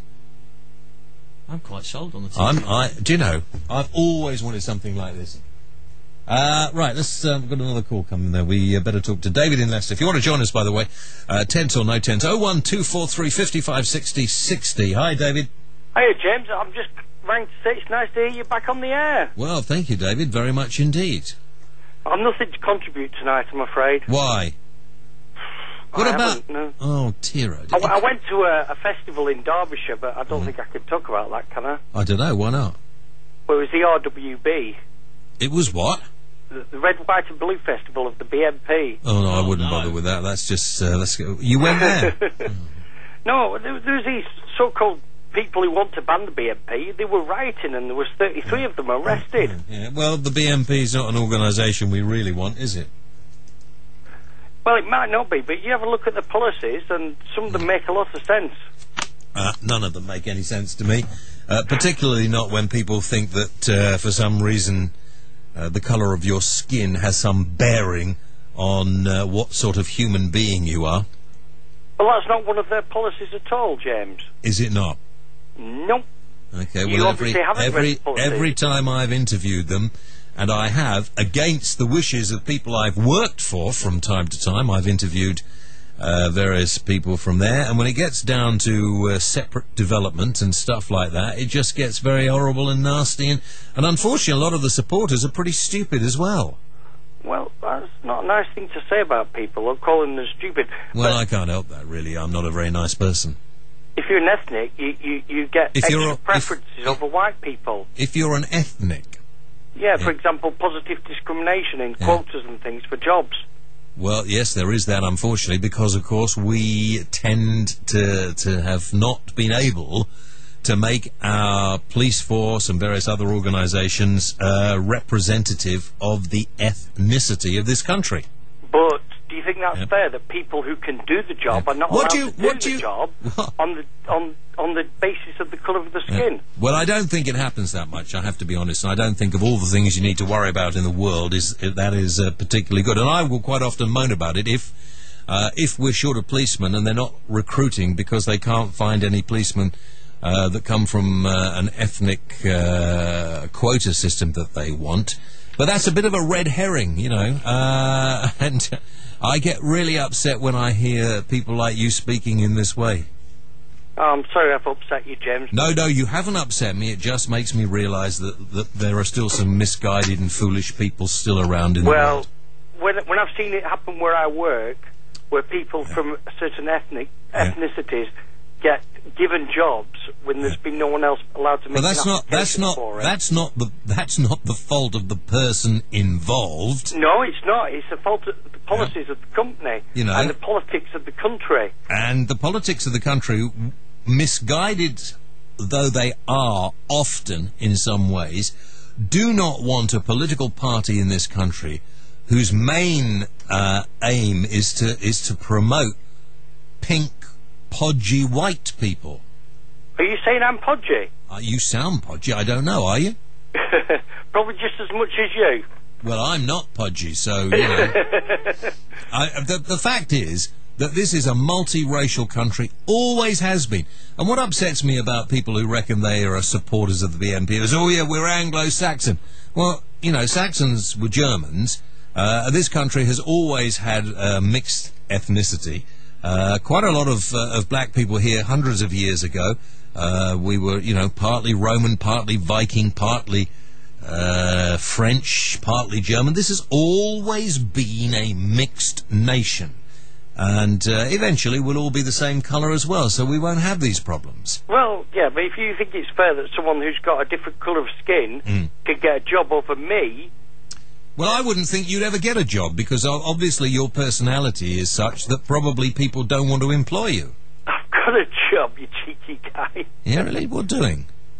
Sorry? What do you do? I don't think I should tell you that over the radio. Why, are you scared?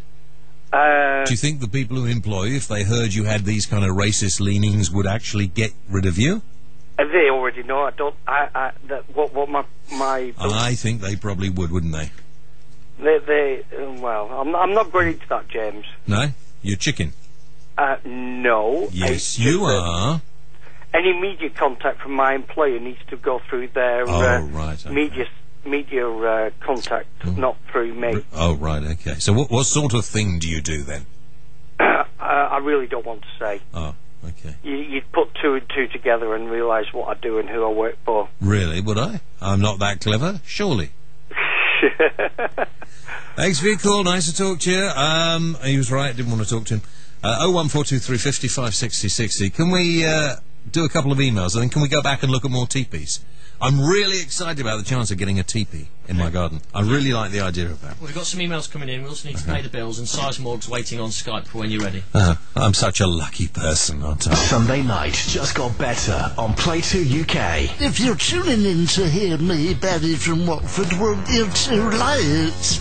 But you can listen to what I had to say on playradiouk.com/podcast. I was on Hershey's Half Hour. Hershey's Half Hour. 30 minutes of top-flight entertainment expertly crammed into 2 hours. Sundays from 4 on Play 2 UK. Oh, well, see how you go. I won't be on next week as some other idiot, but Here at Play Radio UK, we're dedicated to providing you with a fully interactive website and music service. Choose from 11 stations playing all kinds of music 24 hours a day. While away the hours with loads of games in the playground. Interact with other users and find answers to all your technical problems in the forums. Find out who's on when, what we're up to and what we look like. Although some of us are more photogenic than others. PlayRadioUK.com. Internet radio, your way. The James Whale Radio Show on Play 2 UK with Blackadder Whiskies. Single malt made the traditional way. Visit playradiouk.com and unlock the spirit of legend. James Wales. If opinions count, this man must be a mathematical genius. Possibly. There is that chance I am. But who knows? Right, should we talk to Sizemorg first? Because if we leave Sizemorg any later, he won't be coherent, will he? That's right. You know. Hello, Sizemorg. It's not coherent now, anyway. Hello, James. Hello, Sizemorg. How you doing, James? I'm doing fine now. What's all this about the Chinese taking up the American debt? Well, the Chinese own 3.7 billion in American bonds.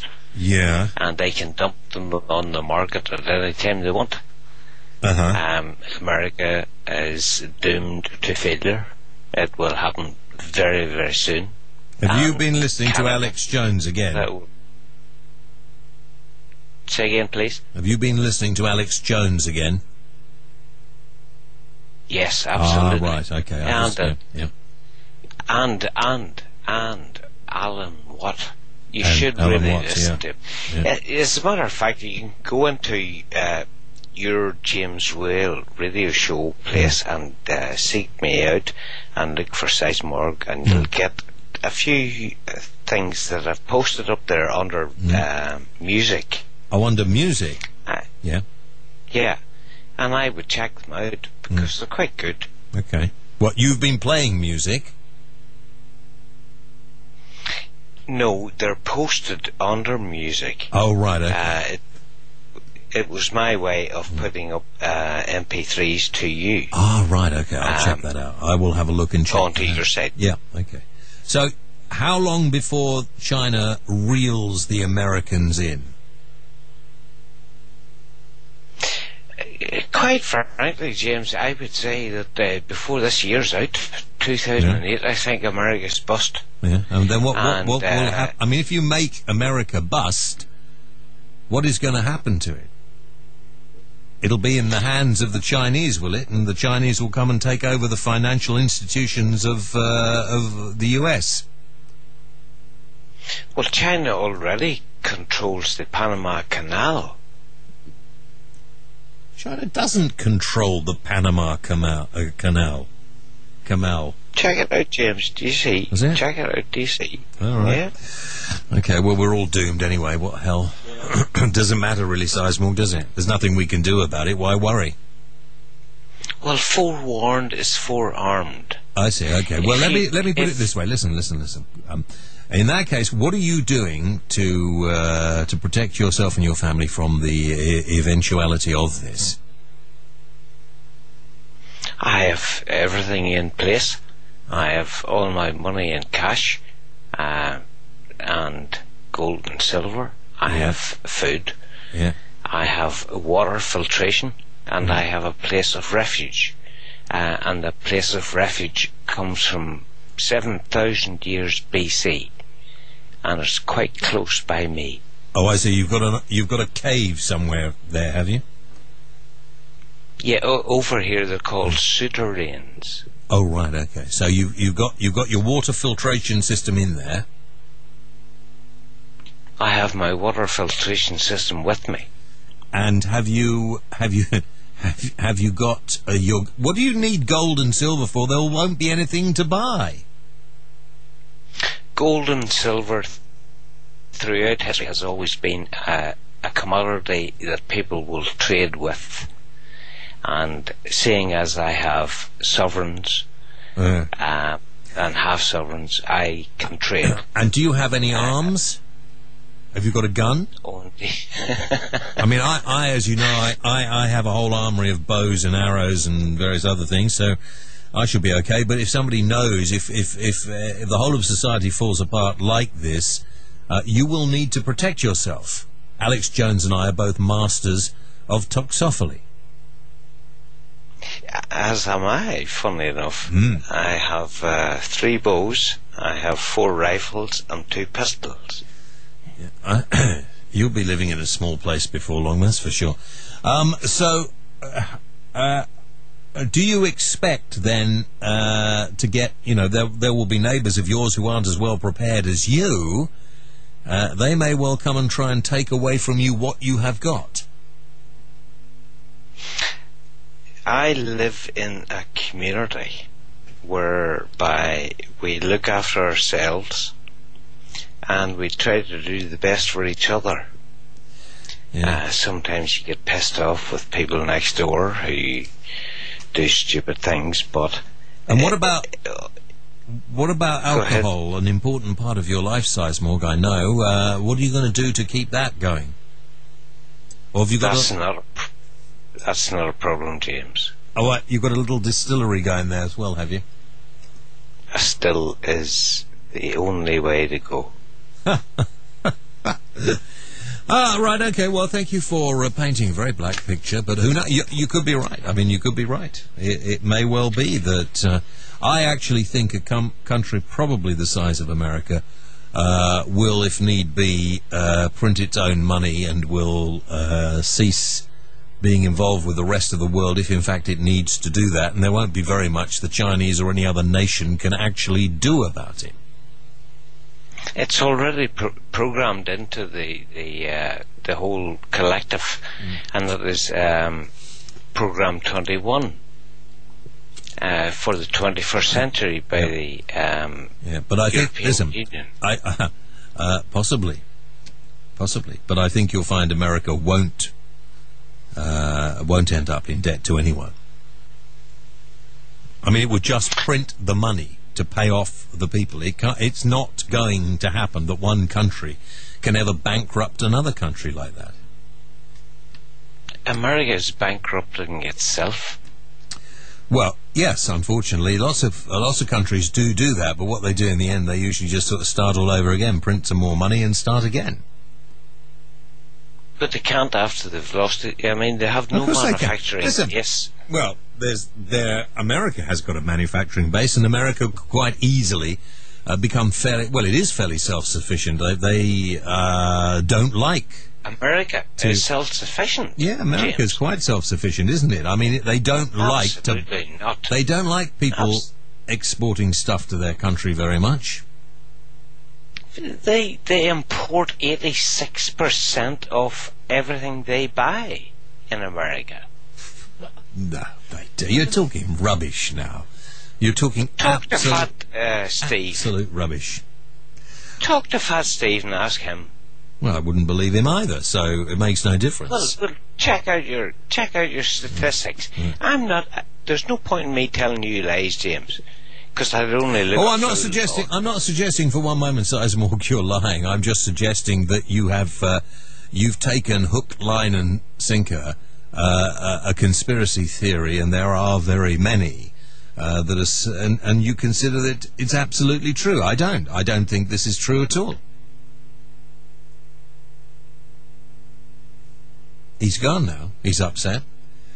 But he's still there. Oh, I think he put his phone down. No, he's gone. Sizemore? Gone. The government have got him. They probably have. But it's, America, actually, are fairly, it's one of the things that annoys quite a lot of people, are fairly protectionist, aren't they? And they like to buy American if they possibly can. I mean, a lot of the world are buying from the Chinese, but I could never see America putting itself in a situation where they would be beholden to any other country at all. I might be wrong. I could easily be wrong. I don't know everything. I might be wrong. 01243 55 60 60 if you want to join us, pick up phones, give us a call. Got Terry Denby on Skype. Have we? Okay. Terry. Hello, James. Can you hear me? I can. Shut down your webcam because we're getting a lot of feedback. I'm shutting it down now. There we go. Okay, how's that? Is that better? It's a little better. Okay. Are you on a hands-free system? Well, I've got the earphone in. Uh-huh. Sounds like you're in the bath, that's all. Very echoey, but it's okay, I can hear you. Okay. I just wanted that bottle of whiskey you want to give away, James. Yeah. I'd like to have a guess at the age of it. Yeah, well, don't bother on the on here, otherwise you'll just give it away to all those people who've emailed in, Terry. Right, okay, well, I won't say anything then. No, don't say anything. Just send in an email. I think we've had loads and loads and loads, and only a couple of people with the right answer. That's right. Yeah. Yeah, but if I tell you what I think, you don't have to say whether it's right or not, do you? True. True, I don't have to, but what do you expect me to say then? Well, you just make a note of what I've said, and then if it's right... Oh, right, see what you mean. All right, okay. Well, no, you have to email in, because you can't give us your name and address and phone number over the airwaves. True. Yeah. True. And then but we wouldn't... what happens if 2 people get the right year? What do you do then? Well, we're going to put all the right ones in the waste paper bin, like a raffle. Yeah. And then I will stick my very well manicured hand into the bin and pick one out. It's not rocket science, really, is it? No. Right. No. Well, okay then. That's fair enough. But I like your shirt, James. Do you like this shirt, actually? I do. Yeah, I don't. This light in the studio is not good for me at all. It makes me look white, completely white and pink. I used to have a shirt a bit like that, but it was green, but almost see-through, you know, with black velvet spots. And the shoulders were sort of puffed up a little bit. Yeah. And it had a very sort of large collar, you know. It had a very large collar. Yeah. Yeah. Yours is black, isn't it, with white spots? Yeah. Mine's black with white spots. It does do up. What are those white spots made of? They're white spot. What are you talking about? What are they made of? They're just sewn in. I don't know. It's a screen print. Is it a screen print? Yeah. They're not embroidered, are they? Oh, right. No. Okay. No. Yeah. It's a very bog standard shirt. I quite like this. It's quite a nice shirt. It's quite comfortable to wear. Yeah. Made by who's that shirt maker? Yeah. Oh, him. Primark. No, you're going to get such a slap. I'm beginning to not like you. So anyway, Terry, go on. No, it wasn't Topshop either. TK Maxx. I just wanted to push you on. You know, you believe in a creative force in the universe. Oh, Terry, do we have to go through all this all the time? I mean, don't ask me about these questions. Sometimes I feel like talking about it. Anyway, go on, Terry, go on. Ask away. You say that, it's not possible to know God, but... I've never said any such thing. I really, I don't get that sort of bogged down on this. You're the one who's got these problems, Terry, not me. But if you're the one who wants to talk about this, and I don't really. But if you believe in the creative force, I mean, do you think it's a good force or a bad force? I couldn't give a flying. I've no idea, Terry. But surely you must do, James. I mean, you must have a thought about it. If you think there's a force out there. Yeah, but hang on, Terry. Let me have a drink. Just a minute. Yeah, I'll join you. I've got a glass of red wine here. What have you got? Water. Right. Okay. Let me change. I wasn't in the mood for a cerebral discussion tonight, so here we go. Okay, right. I believe there are creative forces within the universe for good and for bad, which is obvious. Things that are good happen, things that are bad happen, and I think that is not a surprise to anybody. Yin and yang. It's the same thing, isn't it? Well, you see, from the Christian point of view, for example, they would say that God is the good force and the devil is the bad force. So every religion has a view on good and evil exists in everybody's life and in everything. So it's not a difficult concept for anybody to get hold of, is it? Really? What's the point of even discussing it? It does, but people do struggle with it, though, don't they? Well, only you, Terry. I don't think anybody else does. Can I say something a bit more controversial then, even tendentious? And you can cut me off, obviously, if you think I've gone over the line. I'll leave that to Matt. He's the producer. Go on. So, no, can I suggest that Christianity is superior to Islam? Yeah, you can if you want. Suggest it. Because the Prophet Muhammad, peace be upon him, he was a military man. He wore a sword. All right, stop now. Right. You were talking about fictional characters as if they are real. Okay, Terry, that's the problem.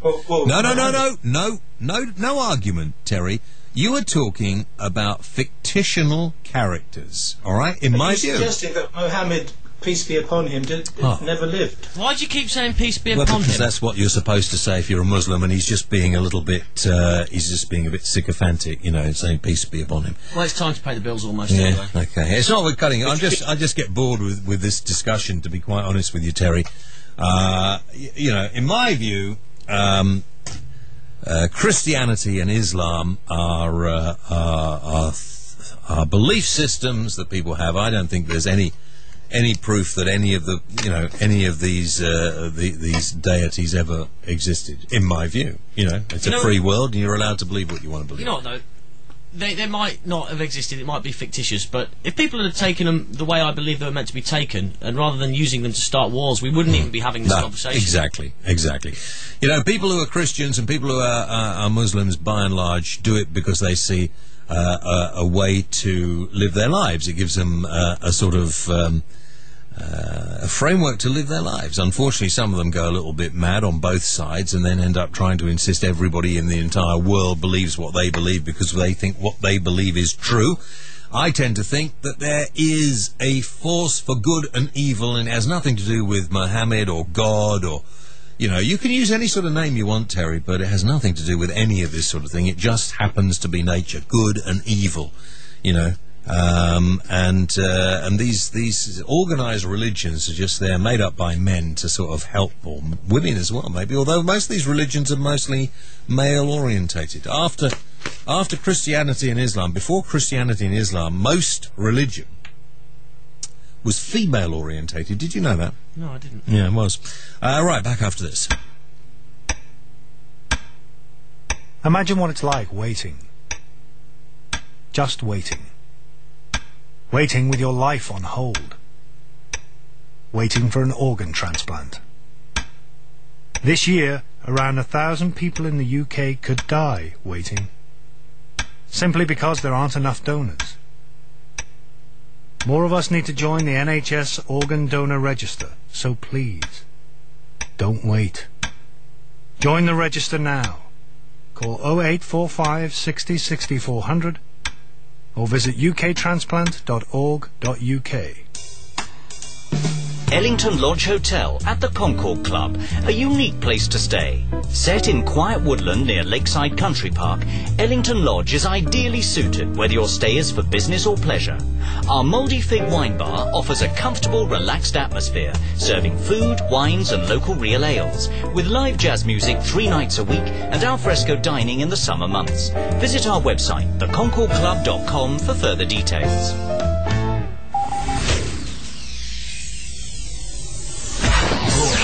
Live to the UK. News, information, entertainment, and the best music from the past 40 years. This is Play 2 UK. James Whale. Call 01243 55 60 60. Email studio@playradiouk.com. Skype play.radio.uk. Live and Unleashed, the James Whale Radio Show on Play 2 UK with Blackadder Whiskies for discerning drinkers the world over. Visit us at playradiouk.com and discover the pure spirit of legend. James Whale. Silence was never an option.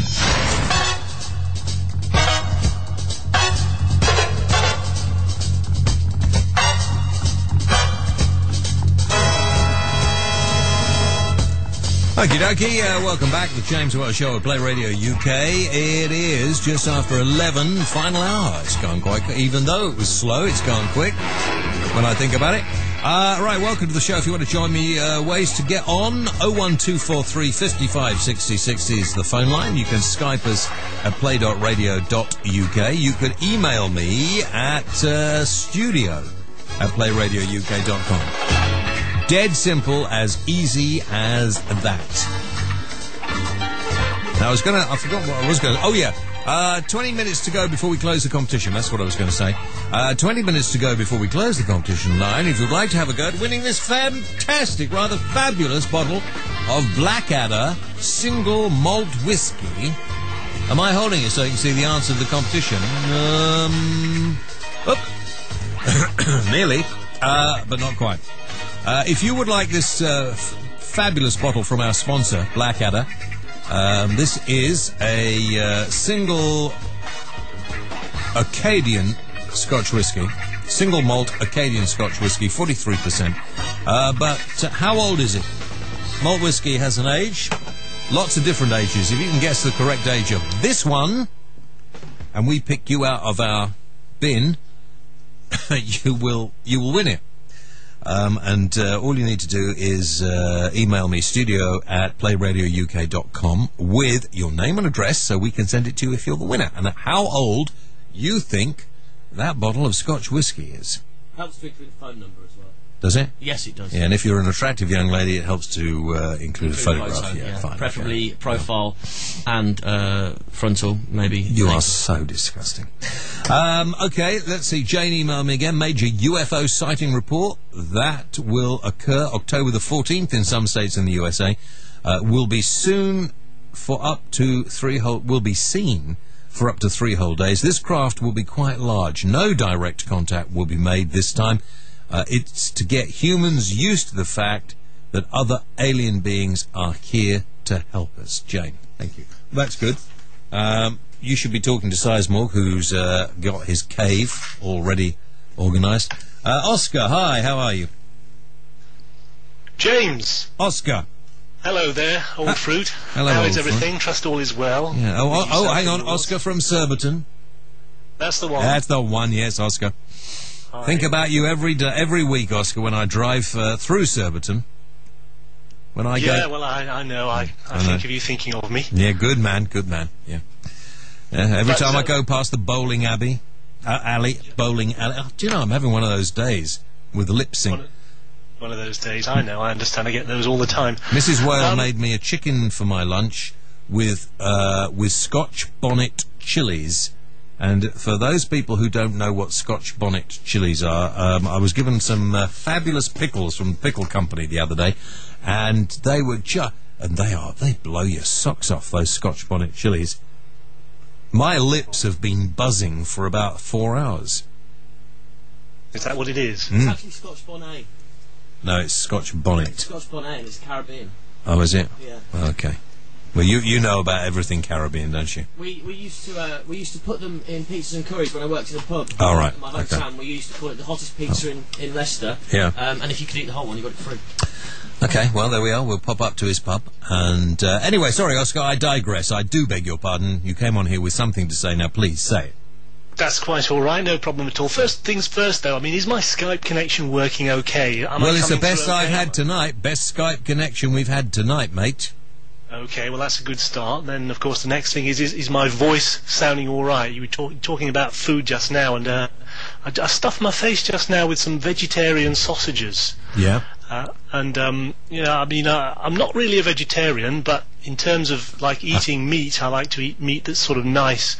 I tend not to eat meat in sausage form, so I sometimes get the urge for vegetarian sausages, because, of course, meat sausages do contain all the unwanted stuff like anal sphincters of the animals and things like that. They stick in the meat sausages.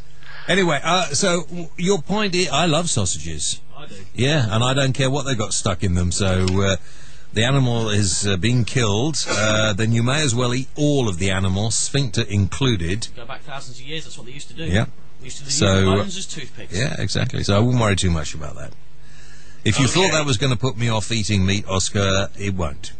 No, I was just concerned about my own voice as to, because I think I've stuffed my face with too many, to be honest. I should have had half a packet, but I've ended up eating the whole packet of 6 of the blooming things. And well, it's a bit sad, Oscar, that you're there on your own eating. Now, I've got a very... Oh, no, I better not say that. He'll get upset. It's going to repeat on me, or... yeah, probably will. It's all going to... get my throat's going to get all oiled up, and I'm not going to be able to speak. I wouldn't worry too much about that. Yeah, no... what it was, a little earlier on, James, you were talking about the BBC and how they have this policy of hiring minorities, and the way they kind of pick and choose in perhaps a little bit of an unfair way. And it's interesting that you mentioned that, because I was chatting to a friend of mine only yesterday, And we were talking about something along these lines, and he did say to me, he said, Oscar, and I said, yes. Yeah. He said, have you been drinking tonight, Oscar? What? Have you been drinking tonight? No. Okay, go on. Why? Just wondered. Go on. Just the sausages. And I've got some water here. Look at this lovely water. I can't see you, Oscar. No, well, it doesn't matter. Okay. It's the theatre of the mind, radio. Very good. Okay. Just taking a sip of that. Good. Yeah, what was I saying? I've no idea, Oscar. I sort of lost the will. No, what I was talking about my friend and the BBC, the radio in particular. It's your friend works there, does he? No, but he does listen quite a lot. And we were having a bit of a discussion because, the BBC, he listens to a BBC local radio station. Yeah. And we had this in common. We both had tuned into the same show and had the same experience, although he listens to it a lot more than I do. And the thing was, and he sort of said to me, he said, look, if you speak to James Whale, you must ask James Whale about this, because he knows about these kind of things and he might have an opinion, because my friend was kind of wondering why they do this. Do what? And, well, I shall tell you. What it is that the mid-morning guy was obviously off. He was on his holidays or off somewhere. Oscar, what are we... sorry, I went to sleep in the middle of the conversation because you were... I was just beginning to drop off a little bit. What exactly are we talking about here? Well, I'm trying to get your opinion about something which you're going to know about. Right, okay. You're going to get my opinion about something which I'm going to know about. Right, all right. Yeah, well, yes, this is the sort of line of business that you're in, isn't it? Is it? And, well, yes, we're talking radio. Right. Well, I didn't know what we were... You see, the problem was, Oscar... Yeah. I didn't know what we were talking about. Right, we're talking about the radio, are we? Yeah, give me a chance and I'll get to the point, okay? I'm just setting the scene and explaining the situation. No, Oscar, what you did was you came on and you talked about flipping sausages, vegetarian sausages, and bits of animals' bottoms and stuff like that, and I was completely lost, to be honest with you. Well, I was just making conversation, James. Come on. No wonder you've got no friends, Oscar, if this is how your conversation technique goes. Are you still working on the hospital radio station? Oh, don't be silly. I don't work on a hospital radio station. No, listen, anyway, otherwise I'm going to lose my track, and then you're going to start accusing me of waffling about this and waffling about that. Okay, so you've got... Hang on, let me get this right. You've got a friend who works for the BBC. No. He was listening to a BBC radio station, and coincidentally I tuned into it as well. Oh, we noticed the same thing. Yeah. So, does your friend work on the radio, did you say?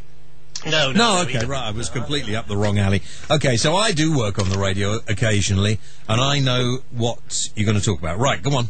Well, this is why my friend asked me to ask you why this happens. What is this all about? Because you should know. Yeah, okay. You've been in this. You've been. Get to the point. Yeah, thank you. At the top of your game in this business for ages. Can I just repeat what my producer this evening did say? Get to the bloody point. Okay, well, if you wouldn't keep dragging me off on tangents, then I would be able to get to the point, wouldn't I? Right. What it was, the mid-morning guy was off. Off what? Off. He was off on holiday, so he wasn't doing his program. And what they'd done was they'd done this complete musical chairs, where the guy who was off wasn't replaced by someone who does a stand-in. What they'd done is the woman from the Drive Time show was sitting in for the mid-morning guy. Oscar, who gives a flying fart about this? Why are we even talking about it? Well, because my friend said, you speak to James Whale, don't you? And I said, yeah. And he said, well, can you ask James Whale why these people who work in radio do this kind of thing? And I said, well, James Whale, he's a guy who's... How would I know what other radio stations decide to do? What does it matter who does what? What are you going on about, Oscar? Well, this is what I wanted to find out, and I thought you would be the man to help myself and my friend more especially than me, and I could relay the message back to him. Well, tell him probably they decided to give everybody a shift around just to make them less bored than they must get working for the BBC. But do you think that that's the reason why the management would do that? They think that they're no going to shuffle? idea, Oscar. Well, I don't even care, really. I suppose James, you must have some idea. I mean, let's face it, wouldn't it be better for the listeners if if the one guy who is off gets replaced by the replacement person, rather than them shuffling things around, because if they shuffle things around... I take it this was a little local radio station? Oh, well, I mean, the BBC's, they're sort of regionals now, aren't they? They were locals, they've kind of joined together a few of what used to be locals many years ago, and they've now formed... I don't know. Anyway, listen, if you're that bothered, write to them and ask them. I've no idea why. I've no idea. If I was running, but do we need to tell him? Is anybody else interested? Very about it? simple. Yeah. They go through their phone numbers, and the first person that says yes, I can covers it. No, you're missing the point. Now you're getting me into it. Now look, what he's saying is this, right? You got a radio station, and one guy goes on holiday. All right. That's it. What you do is you usually take somebody else on for that period to do the cover, or you take somebody from a program that perhaps is a lesser known program, you try them out, you put them in there. What you don't do normally is change every single one of your programs around. You are way off the mark, because if the breakfast guy goes on holiday, you don't replace a breakfast guy with just somebody who's on standby or someone from a lesser known show. You replace the breakfast guy with the drive time guy, because that's the passage to breakfast, is daytime, drive time, That's breakfast. the biggest load of rubbish I've ever heard. It's the truth. It's not the truth. It is. It is not the truth. That's rubbish. It may be the truth in your little mind. That isn't what happens. You don't take the bloke who's doing drive time off drive time and put him on breakfast. You do, because it's the guy on drive time that's going for the breakfast job. That's the way it goes. Evening, daytime, drive time, breakfast. That's He's talking rubbish. He's talking rubbish, and he's only 12 years old, so what would he know? All right, Oscar, it seems a bloody stupid idea to me. Does that feel better? Well, yeah. Good. I thought you'd feel better, yeah. Yeah. Yeah. So tell your friend, I don't know why they would do that. Seems ridiculous. He's going to be disappointed. Why? What's he want? Well, because he obviously asked me to ask you because he thought you would know. He thought you would be able to fill in the gaps in his knowledge about Well, there's no particular gaps subject. to fill in. Who cares? The radio station's obviously being run by Pratt, who doesn't know what they're doing. Aha. What? Maybe that's what I'll tell him then. Yeah. Is it him who's running says it? That the person who... Thanks, Oscar. Fine. Go and eat another one of your vegetarian sausages. Hope you don't choke. Right. James, this is Alison from Berkshire. James, what do you use to pick up your dog's poo? This is a very personal question. What do I use to pick up the dog's poo? Actually, I use nappy sacks. You buy them in the chemist, loads of them, much, much cheaper than those bags you buy in the supermarkets or the pet shops designed to pick up dog poo, and they do exactly the same job. Do you use carrier bags or proper dog poo bags? Now, a lot of the supermarkets are not giving out the carrier bags anymore. It's going to be more expensive buying the dog bags from a pet shop, isn't it, Alison from Berkshire? Alison, listen. Go into your chemist or your supermarket and get nappy sacks. And they're not big. With the carrier bag, they're far too big to go around picking up dog poop. Nappy sacks is the answer. What? Oh, nothing. Good, I should think not as well. So we've been change all the programmes around on a radio station. You must be barking. 01243 55 60 60 is the number to ring. That's all you have to do. Have we got any more emails? Oh, yes, we have got a few in front of me. You have a bunch. James, a while ago you mentioned the Sweeney. Well, doubtless you will be glad to hear the ultimate bad lads getaway car, the Ford Capri. Do you know I had a Ford Capri? I had a Ford... Oh, look! Hang on, forget the Ford Capri for a minute. Look at that, and the stove. I've got a stove like that at home. Hang on. These are excellent. We're into teepees, okay? We talked about Kate Moss having a problem with teepees in her car, and we're now on to teepees and how much they cost. I want to get a teepee. I want a teepee for my... Look at that one down there, the blue one and the red and... Look at that, it's lovely. I believe this is a holiday destination where you can go and camp. Yes, all right, I don't want to go and camp there with people. Okay, look at that, that's great. With the buffalo, I want one, the buffalo one. I want that one. Let me try another website which was sent in. David Green's been sending all these in, by the way. Has he? Good old David Green. Thank you, Davey. Yeah. Let us build you a beautiful teepee to your personal specification. Yeah. Oh, look at that one there with the red Indian head. Custom painting available. Yeah. Competitive Look at the prices. Indian face on that. You're not allowed to call them Indians anymore. What are you, Native Americans, is that it? Yeah. Rainbow over Teepee Valley, South Wales. Look at that. Doesn't that look great? It does. Yeah. That's zaxteepees.com. ZACS-TPs. How much are those, then? We'll get the price of those. Read more. Well, just click on read more. Prices. Oh, okay. Let's have a look. Oh, well, that's not bad. 14 foot is 1,200. That's good. So 14 foot sleeps 2 to 4. Yeah. So 10 foot's probably a bit small. Yeah. So hang on. Kate Moss has been spending four grand on a teepee that will sleep more than 20. I don't want to sleep more than 20, do you? No. I think 4 to 6 would be fine for me. Yeah. Yeah? Mm. Okay. What's the homepage like on this? Or we were on it a minute ago. Go to our teepees then. Ooh, that's a nice one, isn't it? We'll have a look at some more. What are they made out of? Canvas. Are they? I think canvas. It's all going to be cotton synthetic mix because it's got to be flame retardant in order for it to make health and safety and all that rubbish. Oh, I'd like that one with the wolf design. Do you like the wolf design? Wolf design's nice. Yeah. I'm more of a fan of the buffalo design, I have to say. Yeah, buffalo design, wolf design, that's it. Zach's Teepees is a family business run by Sheik and Ann. Is that Cheek? Chick and Ann. Has been building and living in teepees for the past 26 years. There's an article there in the Sunday Supplement tells their story. Have a go on that. If we like the look of them, then we'll... Zach's Teepees, we live in what we make. Oh. They look very comfortable in there, don't they? They do, yeah. I love that stove they've got in there. For toilets, they dig their own latrines for environmentally friendly waste disposal. I should hope so. We've got an old-fashioned tin bath. In the summer, we put it in somewhere with a great view. You just can't beat sitting in the bath looking over the valley. A great idea. It does. Yeah, I'm sold on teepee living. Okay.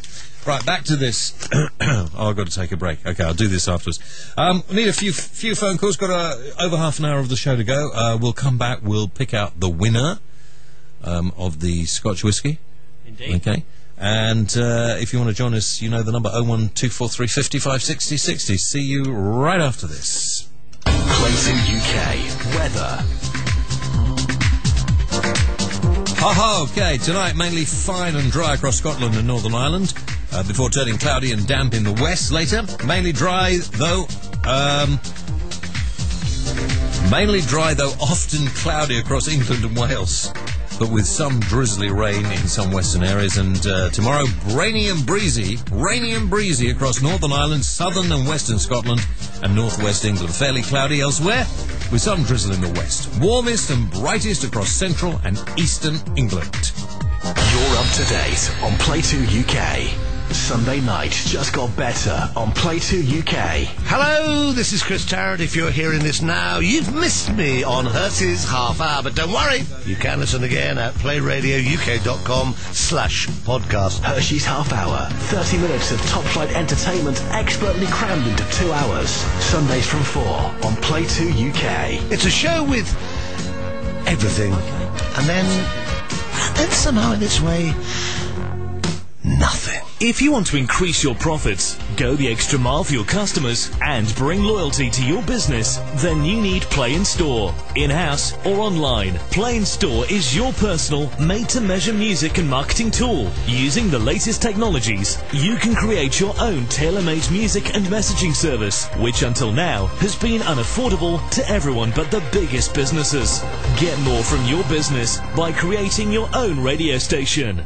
Go to playinstore.co.uk. The James Whale Radio Show on Play 2 UK with Blackadder Whiskies award-winning single malt. Visit playradiouk.com and have the pure spirit of legend delivered to your door. James Wales.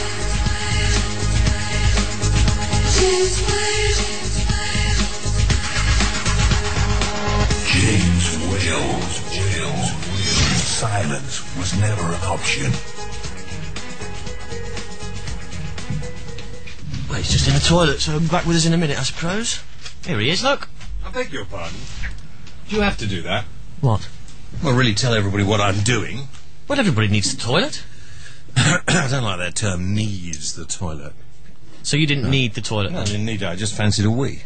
So you don't ever need the toilet, you just go when you fancy one? Yeah, that's what I do. That's your thing? Don't you? No, I go when I need to. All right, well, when you need to, you need to. Because I might fancy one, but not need one, so I might fancy one, go there, and nothing will come out. It'll be a wasted journey. You're talking rubbish, as usual. Now, let's go back to this... what are we doing now? Answer that call, and then... no, hang on, let's get right. I'll do this email, right? A while ago I mentioned the Sweeney. Well, doubtless you'll be glad to hear the ultimate bad lads getaway car, the Ford Capri. I had a Ford Capri. Making a comeback. Good. Acquire yourself a bespoke set of cult 1970s wheels to make you king of the road round your manor. All right. I'd rather have a TP. I think it has to be said. I would much rather get a TP.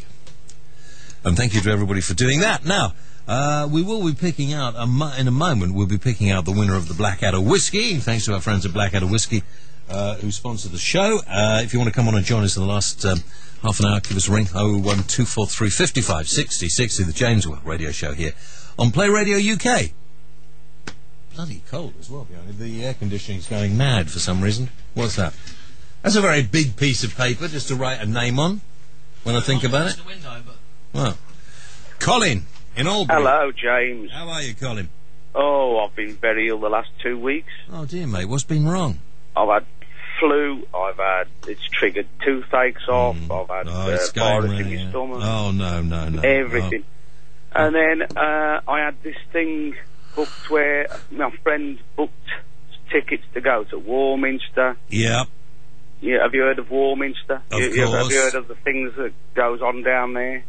What things go on down? There are lots of things. What in particular are you thinking of? Right, well, the thing with Harry Shuttleworth and all that kind of thing, you know, the UFO things. And all right, yeah. I've got a friend that takes me around these places. Why does he take you around these places? Because he's very interested in it, and I get dragged along with him. Oh, all right. Because you remember the conversations I've had with you before. Yeah, but it's made you ill, hasn't it? No, I was ill before that. Oh, right, okay, well, that's I all right. was getting better, and then I went down there the weekend. Made you ill again? Well, no, I'm getting over it now.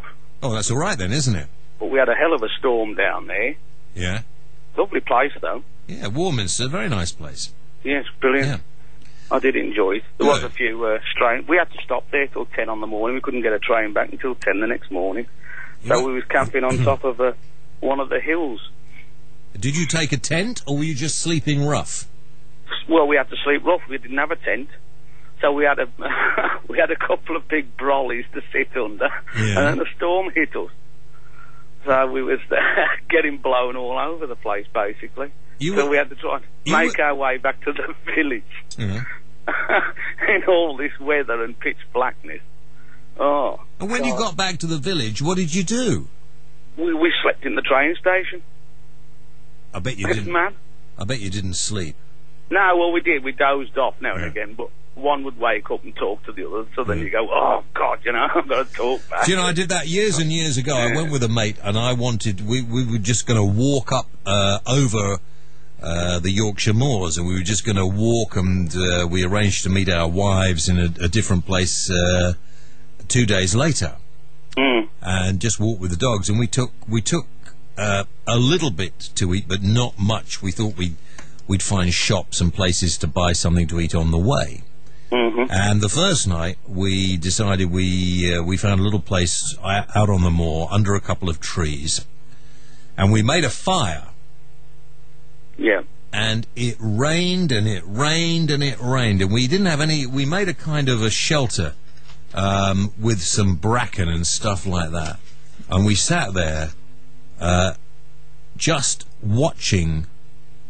I tell you what happened: moths flying into the fire for some reason, but we just couldn't go to sleep. It was cold, it was wet, it was horrible. And then the next day we went down to the town, and people wouldn't serve us in the shops because of the way we looked. Oh, that was mad. And it was before the time of mobile phones, so you couldn't ring anyone, and And then we spent another night out, and that was it, really. I decided after that I would leave the SAS completely. Well, I'll tell you what, I wish I'd got one of those teepees you was just on about, because I think that would have done us on the hill. Yeah, well, I mean, the storm clouds was only just as high as the treetops, and it was like the wind was pelting you like rice travelling at 100 miles an hour. We were getting stung everywhere by them. Yeah, well, I'd give that up if I were you, all right? Yeah. All okay, right. Well, you know, I've got it. Oh, by the way, I have got something else to mention to you. Yeah. A guy called Kevin Goodman. Yeah. He's a published author of a book, something to do with Harry Shuttleworth. Yeah. And an experience he's had in Warminster. And if you'd like, I'll send you his book. He's told me he'll pass the book to send to you. It's quite a good read, apparently. Okay. You haven't read it yet. How do you know if it's a good read? My friend's got it, and he's read it, and he keeps telling me all about it. Oh, will you read it and tell me if I'd like it? Okay. All right, take it easy, Let's have some more about these teepees. I'm interested in them myself. All right, okay, I'll see what I can find out. Bye. Right. Bye. We're getting quite a following for the teepees on here. Yeah. James, could you please ban Tedious from Surbiton? with his vegetarian sausages, I'd rather be strapped to a chair with a gag ball and be forced to listen to Derek Nimmo and Roger Royal swapping anecdotes. Oh, joy! Us Scots can only take so much tatty by. Did you ever meet Geoffrey Bernard? I think I did. That's Niz from Auckland. Hi, Niz. My brother's over there in NZ at the moment. Derek Nimmo and Roger Royal. I used to do a programme on HTV Wales with Roger Royal. Do you remember Roger Royal? No, he was a vicar. Probably still is. Is he still around? I imagine he probably is still around. I don't know. He used to do a programme called Eleanor. Right, should we find our winner or not? We can do. I think we should find out. It's very easy. Only one person got it right. Right. Congratulations to Mick Dooley. Mick Dooley. Old Mick Dooley. Had fun. Yeah. It was 14 years, this particular. It could have been anything, but it was actually 14. We had from 1,000 to about... Did we have 1,000? 1,100 somebody guessed them. A few people were on 15, some people on 20, so it was Mick Dooley who wins the Blackadder whiskey tonight, and tomorrow we'll have some more. Indeed. We will have some more tomorrow night. Yeah, 14 years. 14 years. Could you ignore... And he tried it twice. And he got it wrong the first time. Yeah. What did he say first time? 10. 10. He got it wrong the first time. But we're going... And I was a little bit put out, actually, because it says 14 on the box. Yeah. And I thought, what if we picked up the wrong box? So I went and checked the bottles that we have in store, and they've all got 14 years written on them. So no disagreeing, please. Okay. They've been checked. Good. Well, that's as it should be. I'm glad to hear you did that. 01243 55 60 60 if you want to give us a ring in the last half hour or so of the James Welsh Show. Tomorrow night, similar, and Wednesday and Thursday, Mr. Mendoza will be here with his... what does he do? He brings in lots of guests, doesn't he? Guests it's mainly women and boobies and prostitutes and porn stars. Oh, gosh. Dear, oh, dear, oh, dear, oh, dear. Dear, oh, dear, oh, dear. Oh, dear, oh, dear. Right, well, time for me to move on. Right, let's... who've we got there? No one. Oscar came back, did he? No. I thought that's Oscar no, there. I'm just going through the contacts list here. Oh, right, okay. I thought that was... and what are you doing in the chat room at the moment? So you don't even think that... Just what... Oh, they're arguing about what? IQs and Dutch women. IQs and Dutch women? Yeah. Why? Why Dutch women? I don't know. David... Oh, I see, right. Looked at that. All right. So where do we get on the teepees, by the way, just before we finish? Did we find... We're here. We're at the... Did we? We're at the last website we were on. Yeah. In winter, the chicken are often happy to go to bed by 6 children. Why am I reading chicken? Well, this is basically a story about them. Chick. Yeah. He went to visit a friend in this valley in Scotland where they have 45 people living in teepees in a village. He went to visit a friend. His friend didn't turn up, so he stayed in his friend's teepee anyway and hasn't left since. And did his friend ever turn up? I don't know. His friend's probably laughing, going, "That's why he's living in a teepee in Scotland." Chick never left the village and met Anne. there about 10 years ago. Now the pair, who don't use their surnames or keep track of their ages, have 2 children. Zach, 6, who goes to a Welsh language school. Oh, that's a mistake. But the thing is, they do keep track of their ages, because you never forget your birthday, do you? Yeah, exactly. But the thing is, I mean, here's a good point. Chip earns a living making teepees, something he's learned over the years, and he exports them all over the world. I bet that's quite a big business, you see. Yes, I bet that makes him a lot of money. Yeah. But here's a good point. Is a teepee a good place to bring up 2 young children?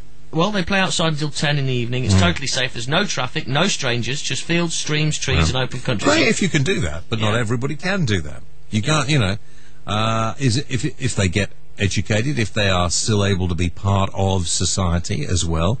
I hate to say this, but, if they can be in touch with TV, with the internet, with radio, because you need to be in touch with those things. You can't just, if you have that's why some people want to bring their kids up in a completely alien way. That's why I always object to people teaching their kids about religion as if it's a fact. That always annoys me. They should be taught about religion, about all religions, and then left to make up their own minds whether or not they want to be in... the amount of adults who are frightened to actually tell their parents they've got no interest in their parents' religion freaks me out sometimes, I tell you. Everything in the teepees is good quality. Cheap rugs and bedding would have the family shivering and damp. Rushes and grasses go on the floor first, then woolen rugs, and the sheepskins go on top. Any teepee, I bet there are loads of bugs in there, though. Any teepees have to be moved. Any teepees have to be moved every 6 months, otherwise the ground underneath goes bad. Yeah. The one thing it says about the children playing out till 10 at night in the summer, and then it goes to the winter bit, and this is the bit that sort of perhaps rings alarm bells. In winter, the children are happy to go to bed by 6:30 p.m. They follow their natural instincts instead of being driven by electricity. No. Now, that's not a natural instinct to go to bed at 6:30 p.m. Well, it is if it is. If the parents have instilled it upon them. Well, no. If you are living in a kind of basic life, you used to get up when it gets light, and you used to go to bed when it gets dark. All right? So it's only now that we have changed the way we live. We don't get up when it gets light. We don't get up until it's been light a few hours in summer. And we tend to go to bed sort of about 11, 12 o'clock. Well, most people do. Some people go earlier, some people go later. And there'll be people just getting into bed, just listening to this at the moment and thinking, teepee, what a good way. But what a great way to spend some time. I mean, if you, I was looking, there is a company in this country that sells bits of woodland. Oh, really? Yeah, if you go to a website now called Woods for Sale, right? And obviously you can't build a house in it, but you could put a teepee in it. Yeah. Have a look at the Woods for Sale. Go in there and we'll find ourselves a wood. And for a couple of grand, maybe, I haven't looked on it for a few years, you could find yourself a bit of woodland somewhere in this country, and you could buy, and all these woods were bought up by this company. Big people were selling them. They had no use for woods anymore. If you have wood on your land, you can't cultivate it or do anything else, or you can't cut it down, right? Yep. So farmers were selling off all their woods, and these companies were buying it and then packaging it up, if you like, right, into different little blocks. I see. Hang on, there's 12 acres of woodland hidden in the Welsh Hills. How much is that one? Let's get that one. If we get that one, get a few teepees on it, we could start a little business, couldn't we? What, purchase? Yeah, purchase it. Buy that for me then. Let's have a look. Yeah. No, go on. Oh, you become part owner of the wood. You can't buy the whole wood. That's no good. We want to own it ourselves. It's a wood share. It's like a timeshare for trees. How much is that? 50 quid? 50 quid, you buy your own section. But the thing is, 12 acres, if 50,000 people bought their own section, it'd be a bit busy, wouldn't it? Yeah, yeah. And please allow 7 days for delivery. Spring wood share. Illustrated. Oh, I see. You just have it in the spring. Is that right? Yeah. It's quite a good idea, isn't it? Buy one of each share, £100, and save 20. So you can buy a bit of a wood for 100 quid. Yeah. Yeah. Well, that's all right, isn't it? You could go out there and you could, you could sit in your tent and be a happy drunk. Well, it just smacks of being a money-making thing. Well, it is a money-making thing, but you get the wood. No, well, do you really? Because if a million people brought a share in a £50 share in a 12-acre wood, then are you going to fight it out with 999,999? Well, no, you're not all going to go at the same time, because you can't. You can only buy a certain time but my point to go is there. You don't actually own that bit of the wood. No, right. Go back to the bit again. Let's find another wood where you can buy it outright. Right. That's what we should do, right? So go back. A nice picture. Probably not the wood you're buying, though. So let's go and have a look. Woodlands for sale. There we are. That's the one. Yeah. Now, where do you fancy? Okay. £29,000 in Pembrokeshire. How much? £29,000. No. How much wood? I mean, in let's look at buying a wood. Let's see. Yeah. Buying a woodland. See? Surprisingly straightforward to buy a woodland. Yeah. Okay. No, we want to go back. How much? Where would you like your woodland? Well, where should we? Where should we have it? Devon, North? Cornwall, Wales, Mid Wales, East Anglia, Devon, Mid Wales, South Wales, Scotland, Cornwall, Lakes. Let's go for the Lakes. That'd be very expensive.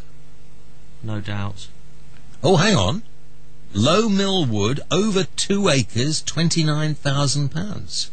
A beautiful woodland with a long section of frontage onto the River Loon. But that'd be nice, wouldn't it? You go Brant River Wood, 6.5 acres, £49,000. Yeah, that doesn't look as nice as the other one, though, does it? A beautiful woodland located in a rural area, just outside Lincoln. With an abundance of wildlife and fishing rights on the River Brant. Yeah. So you can live in your teepee and fish. Yeah. Oh, now that looks nice. Now look at that. Where Besantthwaite, North Lakes in Cumbria. North Lakes. So that's over 6 acres. This is peel wood you can buy. Yeah. 55,000. I mean, there you go. Look, peel wood. Yeah. That's not bad, is it? Amongst the most amazing scenery, good access to the wood from the A591 via a solid woodland track. Once inside, you'll be able to enjoy the beautiful surroundings which this woodland has to offer. I mean, why don't we just get a couple of teepees and plant? Anybody interested listening at the moment wants to come in, and we start a little reservation. It's a reservation. Yes, we could have the talk teepees. We can get various names from talk radio to sit in teepees and present shows to woodland creatures. Now you're being silly. Well, I think I'm going to go home tonight and just browse all these sites. Yeah, it looks actually quite interesting. Now you've got me onto it. Shall we look at some bows and arrows? Go to Bear Archery. BEAR. Go to Bear Archery, and we need to get ourselves some bows and arrows to stay in the teepees and in the woods, don't we, really? So if you put that in, and then look at their site, it's a really good site. Actually, Phil sent us a little message earlier. James, you're wrong about the USA not importing. One of the largest vessels built is plying between China and the US full of Chinese goods. It returns empty. In addition to that, when I was in the USA about 3 years ago, it was reported that 75% of American debt was owned by China. Oh, right. Okay, well... It was reported. Yeah, but, it was reported by some of these sites, but I would have thought, I can't... If the Americans have allowed other countries to buy up their debt, then pretty stupid, aren't they? Yeah. You didn't go to Bear Archery, did you? No. Why not? I didn't realise... I wanted you to look at it. I thought you were instructing contributors and not me. No, I thought we'd all have a look. We need to pay the bills. Yeah, okay, well, you log on to that while we go and do this. Missed anything? Hello, this is Chris Tarrant. Hello there, this is Sean Williamson. James Whale. If you speak to me like that again, I'll put you over my knee and spank you. Not the Tommy Boyd Show. Have you ever been contacted by the Biavians? No, I've had a few close brushes with Uranus. Hello, this is Chris Tarrant. If you're hearing this now, you've missed me on Hertz's Half Hour. But don't worry, you can listen again at playradiouk.com/podcast. playradiouk.com/podcast. Missed anything? Then go to playradiouk.com/podcast.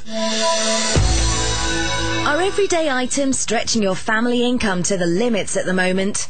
Me too. Well, I found this amazing website, comparison-plus.co.uk. It's amazing. You can compare the prices of thousands of products from all the big retailers. And what's more, it's a totally free service. You don't have to become a member to use Comparison Plus. But if you do register with comparison-plus.co.uk, you get cashback rewards, giving you even bigger savings. Don't pay over the odds. Click comparison-plus.co.uk and start saving now. The James Whale Radio Show on Play 2 UK with Blackadder Whiskies for discerning drinkers the world over. Visit us at playradiouk.com and discover the pure spirit of legend. Hi guys, we're back. James Whale, Wales, and the James Whale Radio Show live from Play Radio UK. A little slow tonight, a lot of people are away, but we're having fun. Matt's producing the show. We've decided that we're going to live in a teepee, and we've been looking on the website for teepees, you know, the sort of Red Indian style living, and Kate Moss was in the news today because she has had a couple in her back garden, and the local yokels are getting upset about it, but we've been looking at that. Then we've been looking at woodland, because you could buy woods now in the UK, quite, you know, with a couple of £20,000, get a couple of acres of woods, even less in certain areas. Now we need to feed ourselves, we need some bows and arrows. You know, I shoot bows and arrows. So we're on Bear Archery site. What do you think of that, Matt? Look at that. Oh, it looks amazing. I was just reading the statistics as well. 32-inch length. It fires at 287 feet per second. Yeah. It's just it looks like a mean piece of equipment. Well, you know where these bows were made really to be used in Vietnam. Oh, what these compound special bows? Really? Yeah. So it's quite an old technology then. I say old. But these are the late. This is the Odyssey 2, and I would think that's going to cost you about £700-800. No, 250 quid. No. 250 quid. But don't the arrows get in the way? They are $230. Dollars. So it's even cheaper. Yeah. It's this one. Oh, here. look at that one. That's more expensive. The Truth 2. This is the big look. There you go. That looks almost weird, doesn't it? It looks like a bike. Yeah. It does. It actually looks like a bike. But these are, you know. Let's go back to let's look at traditional bows, because I don't think we should have stuff like this in our, you know. Okay. I mean, I do have a bow like that, as you know. Yes. Not quite. But we don't want those in a teepee. It's not very authentic, is it? No, we need traditional, so we need to go back and we need to get traditional. I'm just waiting for the internet to catch up with me. There we go. Traditional bow. Yeah, that's it. Oh. See, I came second in traditional class in the Surrey Clout Championships the other day. Shooting, the Hunter series. We're going to be hunters, aren't we? Yeah. Well, let's look at the Hunter series, and they're nice, aren't they? I haven't seen those before. They're lovely. Let's look at the Grizzly. The Grizzly. Yeah. There you go. Yeah. That's quite nice. Do you like that? Let's view a larger photo. This is a nice sleek shape. Yeah. Yeah. Let's have a little look at longbows. Longbows? Yeah, those are recurved. You see the curve round at the top? That's nothing like the bows that were being used in the Olympics. These a longbow doesn't curve at the top then, no? No. Well, longbow's flat. We look at a flat bow. Those are all hunting bows. Quite interesting and very nice. Let's have a look here. Traditional bows, youth bows, compound bows. Well, we've had a look at all that, haven't we? Yeah. So it doesn't look like they do longbows. That's a shame. Put longbows in. Have a little go. Here we go. Did you mean longbows? Yes, we did. That's what I put. Yeah. I just made it two that's all right. words. Yeah. Oh, look. We can get a whole kit. This is a foreign language. Is it? Why have you gone to a German site? I don't know. Longbows. Medieval sort of longbow archery. Yeah. This is on eBay. We shouldn't go there, should we? Why? I don't know, really. It's a ridiculous subject to go through, changing our minds on what we're doing here. I mean, now are we gonna live in this wood? What are we gonna do? I mean, how are we gonna sort this out? In what way? Well, you'll have to buy it first of all, won't you? You want me to buy it? Yeah. Okay. Well, I don't. Yeah. There's a longbow. That bow is a bow bow at the top. Very interesting. Let's have a look. This bows. is meant to be his catalogue. Yeah. Let's have a look at bows. Well, he probably makes them. Look at those. Those are nice. Can we not have a look? Made out of hickory. Yeah. Hickory is a good wood to make a bow out of. Looking about around £400 to £600. Yeah. Look at that. That's a traditional longbow there. Ah, right. I see. So that just bends in the middle. Self bow. Yeah. Interesting. Hmm. Okay, good. Well, should we move on now? Yes. I think we've had enough of that. Right. Anybody wants to look at anything else? Motorbikes, girls. Yeah. Well, actually, talking about girls, Mendoza will be here, won't he, on Wednesday and Thursday? He'll fill up. I wonder if you get to that age that Mendoza is, you think a lot more about women, don't you?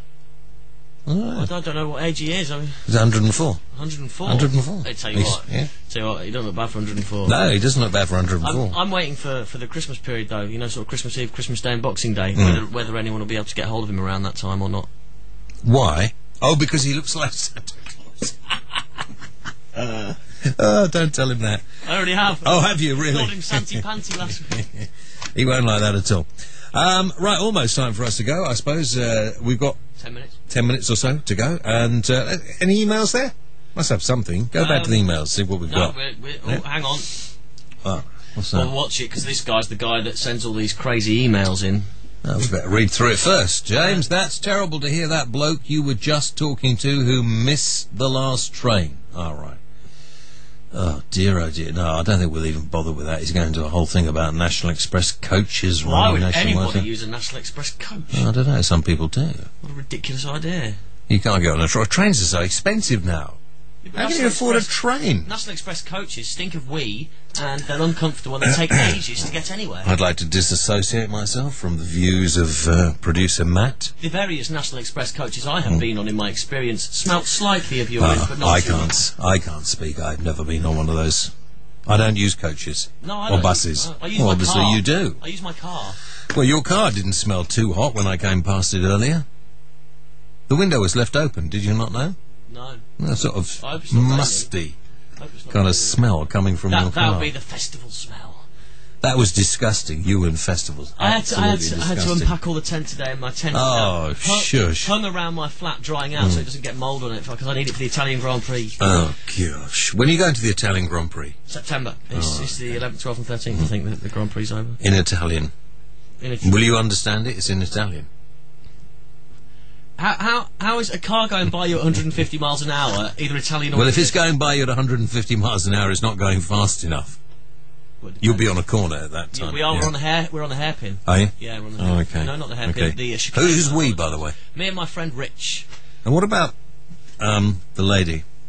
The lady. Well, this trip was booked before the lady. Was it? Yeah. Oh, right. We booked it the minute we got back from Silverstone. You're a petrol head, aren't you? I am now. Yeah. I never was. I never used to think it'd be any. Did you not? Going. No. Oh, I'll tell you what it is. I've only been to a Grand Prix once, but it's the sound, not the view. It's the sound, and the sound goes through your body. Yes, that's the whole point. If you think going to a rock concert is good for the noise, nothing like these cars. Nobody has, and you have no idea how noisy they can be. And they go through. There was a guy sat next to us with a sound monitor, and they go through something like 150 decibels. But the thing, if you went at Silverstone, we were just at the end of the pit lane, so just at the start.